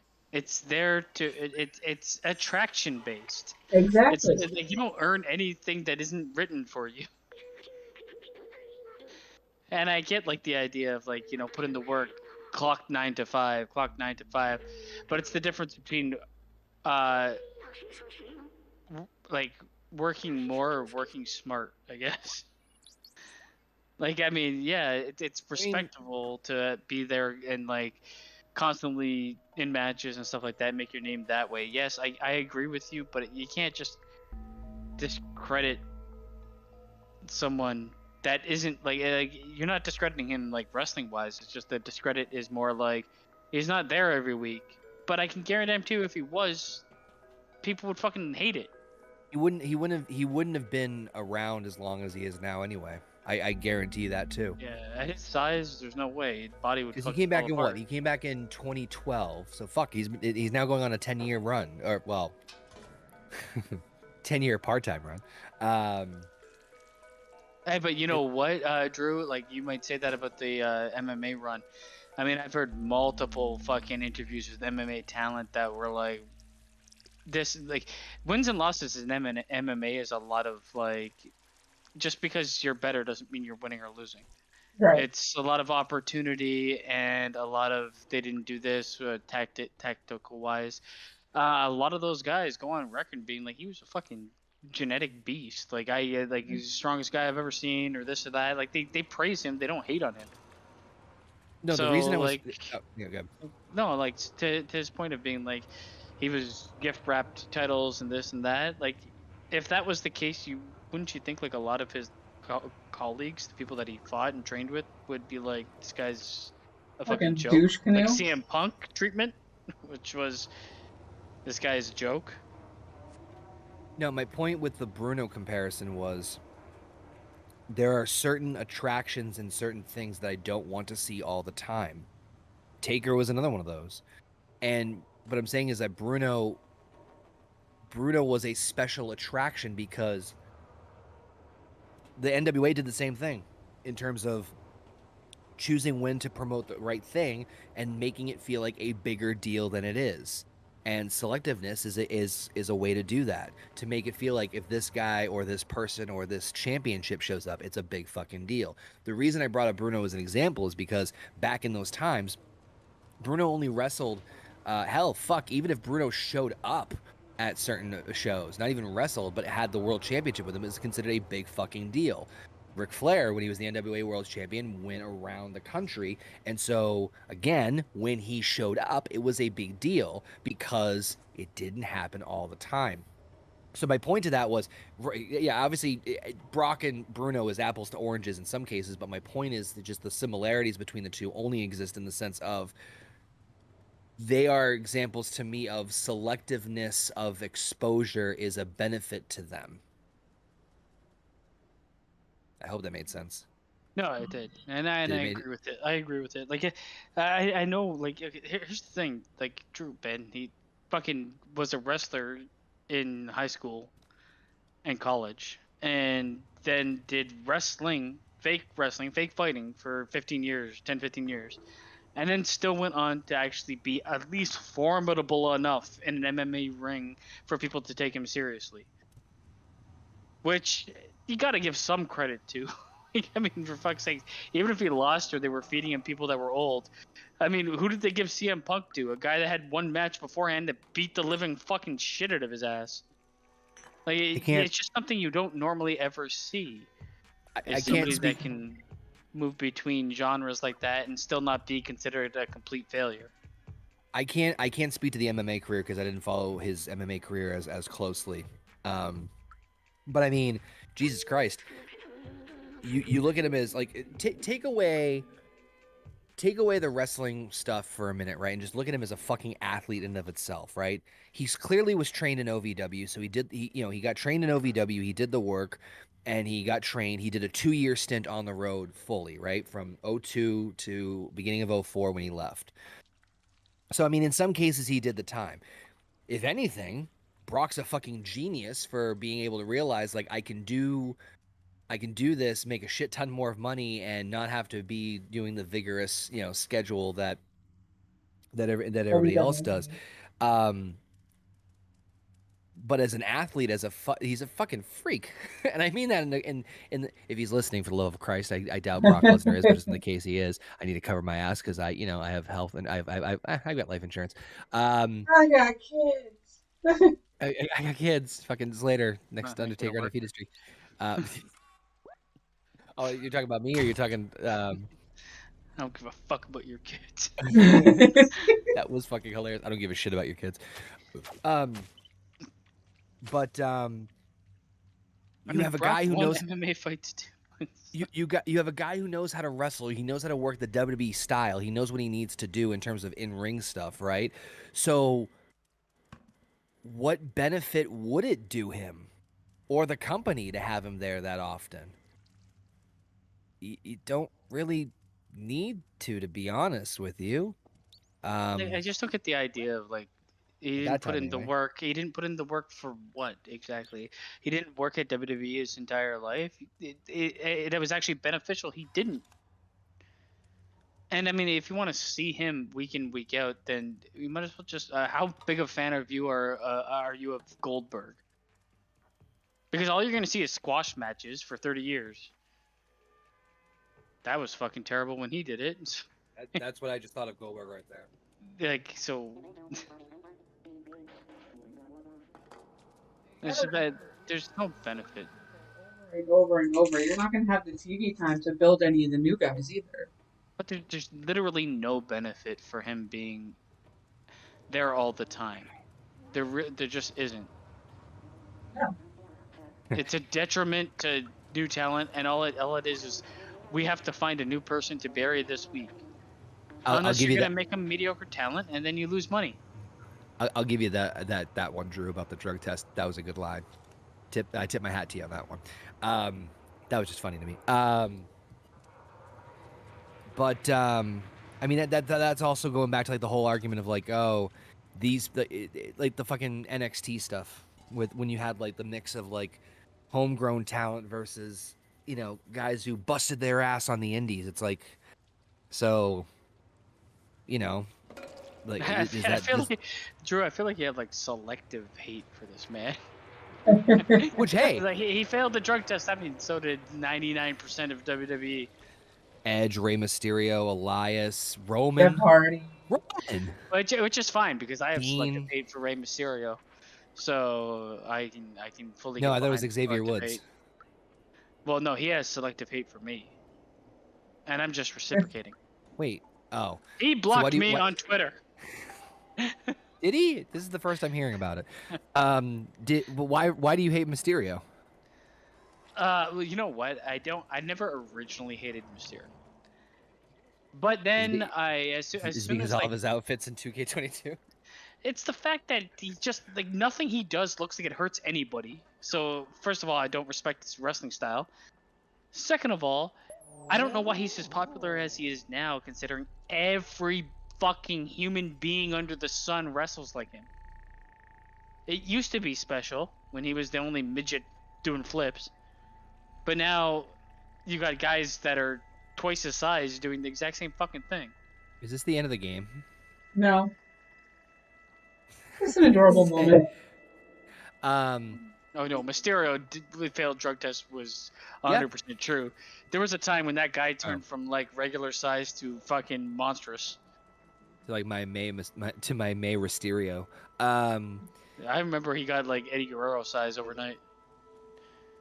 There was something I was gonna say. I am not a fan of the Ultimate Warrior whatsoever. I'm not No, either. and Ultimate Warrior is terrible. He's garbage. Yep. He was I don't so know coked out of why. his brain all the fucking time to make Well, I him mean, ready to kill Terrible somebody. wrestler, terrible promo, and terrible everything. terrible human being. You know, I mean, do I wish that he went the way he did? Of course not. You know, wife, kids, all that stuff. I get that, but like, you know, fucking just. I was about to say I don't get why WWE whitewashed him and do the Warrior Award, and now but even though I do know why they did that, but that's another story for another time. Because he stole merchandise at some point. What, Warrior? Yeah. No, that wasn't the reason. The reason is that they wanted an 80s icon from WWE's past. They wanted to use to promote and push for like PR and stuff to like get like outside audiences to like remember their brand. Macho Man? Nope. Couldn't be anybody And that went to WCW. Even though they owned no, Warrior went to WCW. Oh, It fuck. was it was gonna be Hogan, but someone dropped an Goodness, N-bomb. word problems. Like, why is he the next best choice? I would Macho Man that shit time and time again. There's a lot of hostility for Macho Man for a while. A lot. So anyway, this cat game. No, it's fine. I am completely lost what I'm supposed to do here. How many times that? I mean, man, I don't know about you, but like, look back in the past and look at Rey Mysterio, and then Yeah. look at Rey Mysterio like a couple of years into like WWE run. The guy inflates. He's not that big now. He's nowhere close to that big. He was a fucking mass monster, even though he's 5 foot nothing. He was like a little square. I almost guarantee you that he had to slow down his style, probably because of his fucking knees. I know his knees have been gone to shit. Well, I think that's why I say like I know he was using at a certain point, 100%. I think he's had. I think he's had both knees replaced, and I know they've had both of them repaired at some point. But I think both of them have been replaced. So I mean, the fact that he's moving around the way he is now. So I get what you're saying in terms of like his style changed and he like it didn't look safe. It's probably because he was forced to one way or the other, either by management or just his own limitations. But I mean, shit, his early stuff. I mean, Christ, the Halloween Havoc match with Guerrero. I mean, good lord, amazing. Fuck, I'd even argue his first like 4 or 5 months with the company in WWE. He had some fucking insane matches. Kurt Angle, Benoit, Edge, the Guerreros. I mean, shit, that's like gold. He was part of the SmackDown 6. Oh yeah, Tim, I forgot about that. The rumored Macho Man and Stephanie Kerflunkelen. Well, between that, these people thought fucking Bischoff and her did it. Yeah, wrestling rumors are fun sometimes, and sometimes they're not.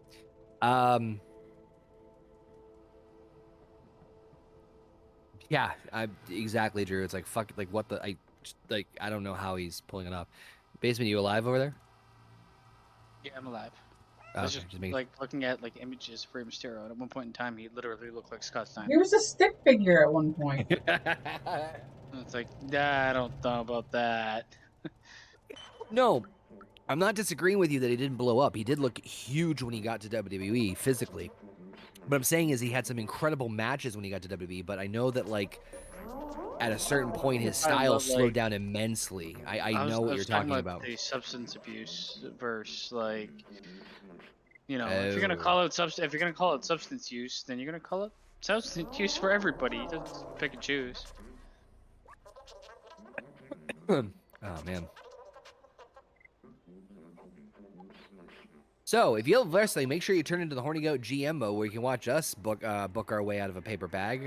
Well, everyone else is gonna do fine. SmackDown's gonna really burn to the ground because fucking people don't know how to run in with fucking chairs. God damn it! I'm not gonna let that go for a while. But we do that every Friday. I mean, Drew, there's many urban legends of wrestling that we will never know unless Vince McMahon does a tell-all shoot interview right before he's on his deathbed. Vince, it's like the Olympics. They all just fuck each other constantly.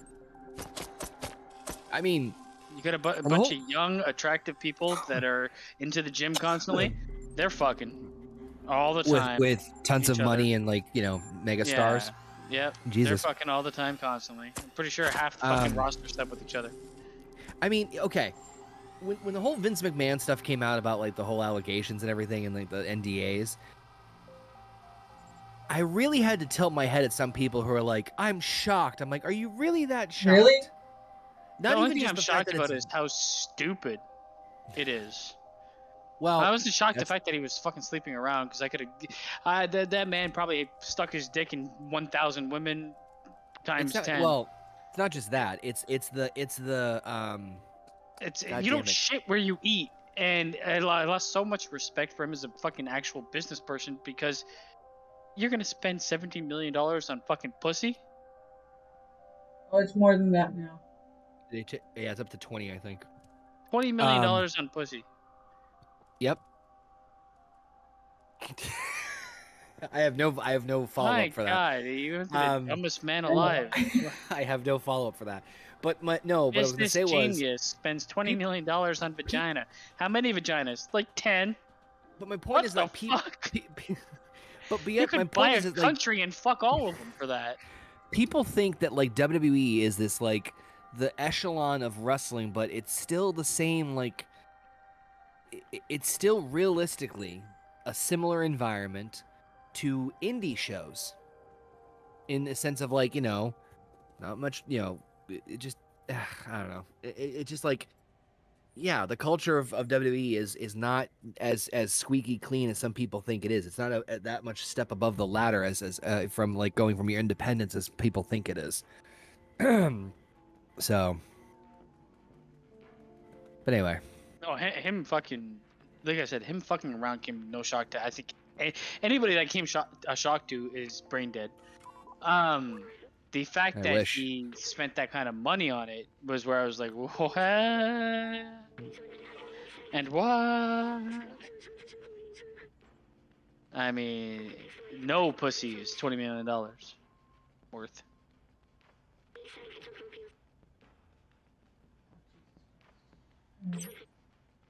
You think now's a good time to cut our losses? Or... No, yeah, Heather's lost in the fucking house for 10,000 years. I don't even know what's been happening in this game. Me either. I don't know where you are, and wrestling controls my life. Who are you? Yeah, I know that fucking between that and the hour-long conversation we had about Loki after. Yeah. Which, by the way, you can listen to it on the audio platforms. Oh, it's there? Yeah, I threw it up there already. No, the Afterbirth? Oh, no, I didn't record that. I should have, though. Yeah, see? Maybe we make a Patreon or something in the future. We can do some after show shit. Get some Afterbirth going. It's good looking and good for you. I almost puked in my mouth when I just said that. Okay, so he was paying for people to like him for $20 million, I guess? I don't know. I mean, in the end, I actually think that would be a smarter move. He's definitely paying to have sex with them and have them not say anything. I just thought, like, the amount of money, I don't know, it boggles my fucking mind to spend that much money on... if it's a single person and you're fucking in love with them and shit, then fine. But if it's 500 people that you just necessarily don't give a shit about, sleep with and move on, then all you're doing is spending $20 million on prostitutes that work for you. Yep. So you could write it off as a tax write-off. Which he didn't even do. Makes it even worse. It's like Al Capone. Dude. It's not the money, it's the tax evasion. It's not the crimes, it's the tax evasion. Oh man. Like I used to kind of like I had some respect for him as like a businessman, and that to me is like nah. That's where it got me more than anywhere. I didn't care about the rest. It's like holy Peaches shit. and cream. Yeah. Could be Tim. I always had this like suspended disbelief that I'm like, you know, yeah, he makes as many good decisions as he makes bad, but in the end he's still like somewhat of a genius businessman. And then I'm like, nah, he might be fucking retarded all around and just got lucky a couple times. Listen, also not that I'm making an excuse. 77. Well, it started before that, and also I know. you can still buy cheaper vagina at 77. Just saying his mind might not be as up there No, as we think. it's like I could go on the streets and pay $200 for a hooker, or I could pay $14 million for this intern. Welcome everyone to my penis. Yeah, exactly. You never shit where you eat, and he Yep. shit where he ate, and that is like fucking being a shitty asshole 101. Animals go in the corner? Oh my god, that's so smart. But yeah, Heather, I don't know. I think I'm done for tonight. It's 2:45 in the morning, and you've been in that house for a while. Yeah, Just unfortunately I have to tap out myself So too. let me get to the nightclub here, see where it's gonna go from there, and call it a night. Where's this nightclub? This fabled nightclub. It is not far. Is it first? Right by it. Big truck. Oh, okay.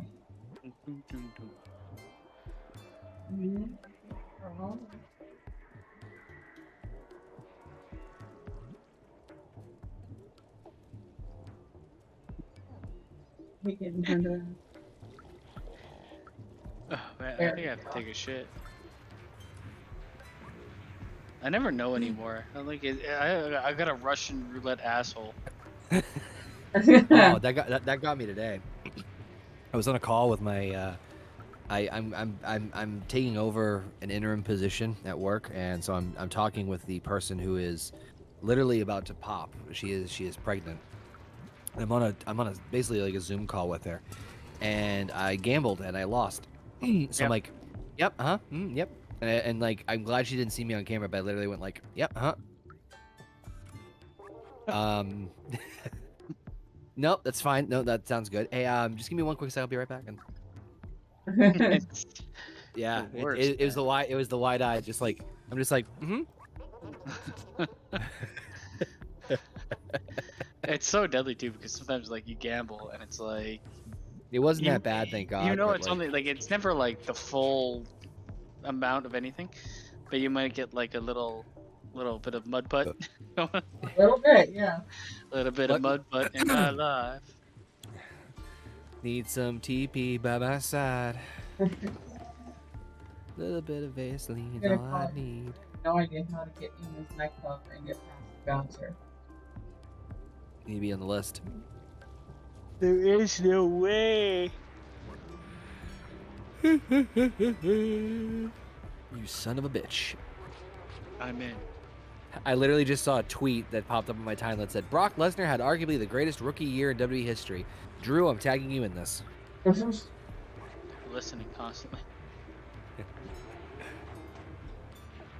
There we go. Angel Halo.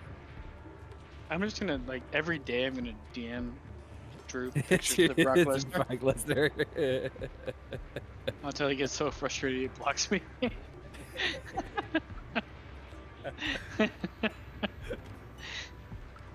Not petty, not at all. I'm gonna start with tonight. I just tagged him on something, so.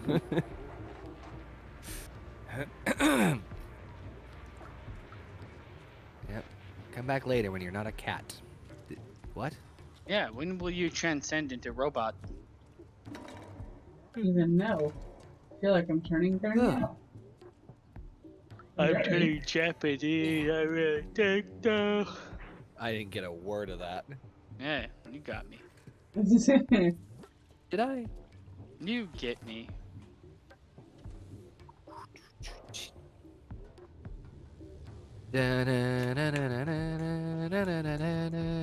Fuck you, I'm a cat.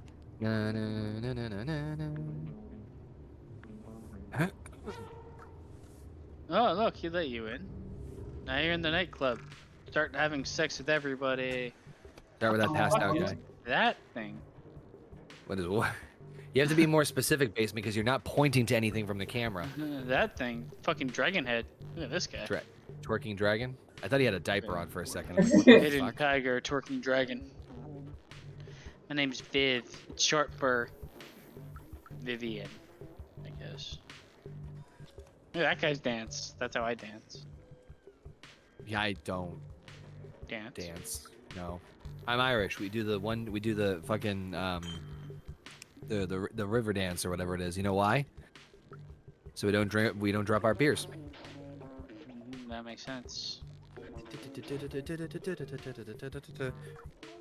Oh, the night you said my wife was fat, I knocked you down, you shit in your hat. Away to bed, the play, the play, the say, the bet, the day, the day.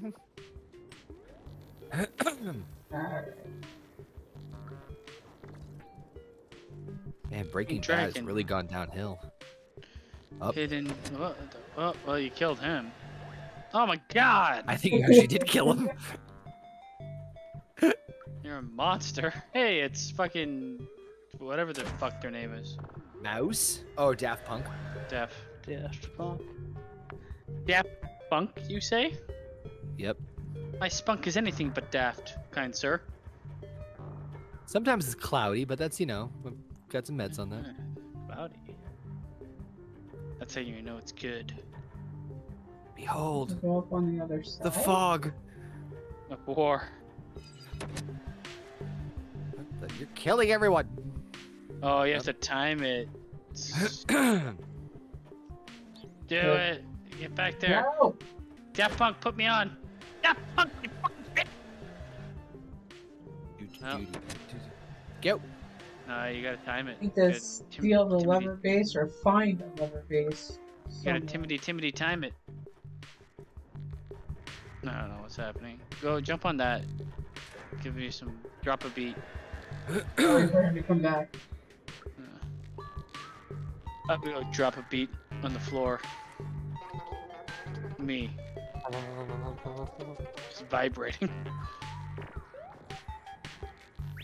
Drop a beat. Take a shit in my brand new sheets.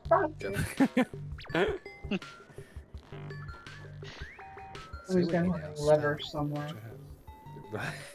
Drew already responded to my tweet. The Conor McGregor gif. It's like, what the fuck is that? Oh, that's great. There we go. Love it.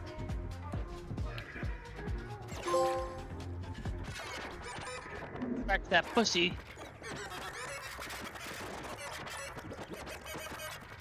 The hell are you? Scratching it. Oh, this is the highlight of the stream for sure. Well, half my body is like sagged sideways. Yeah, I think we're done here. I like a Yeah, flower. I gotta hop off because I got work in the mañana as well. Yeah, Oh, I'm Lord. done. I'm tired of shit. My Error. butthole. I might have shit myself. I don't even know. Alright, but with that being said, guys, we shall be back and hopefully be able to finish this game next time. Pretty sure we are close to the end with this. But we shall see. Till then, check us out tomorrow for group gaming night. We may play some Uno. We may do some Monopoly. I don't know yet. We gotta wait and see. Everybody, have a great night. Peace out, bitches. Good night. Watch out for my cloudy spunk.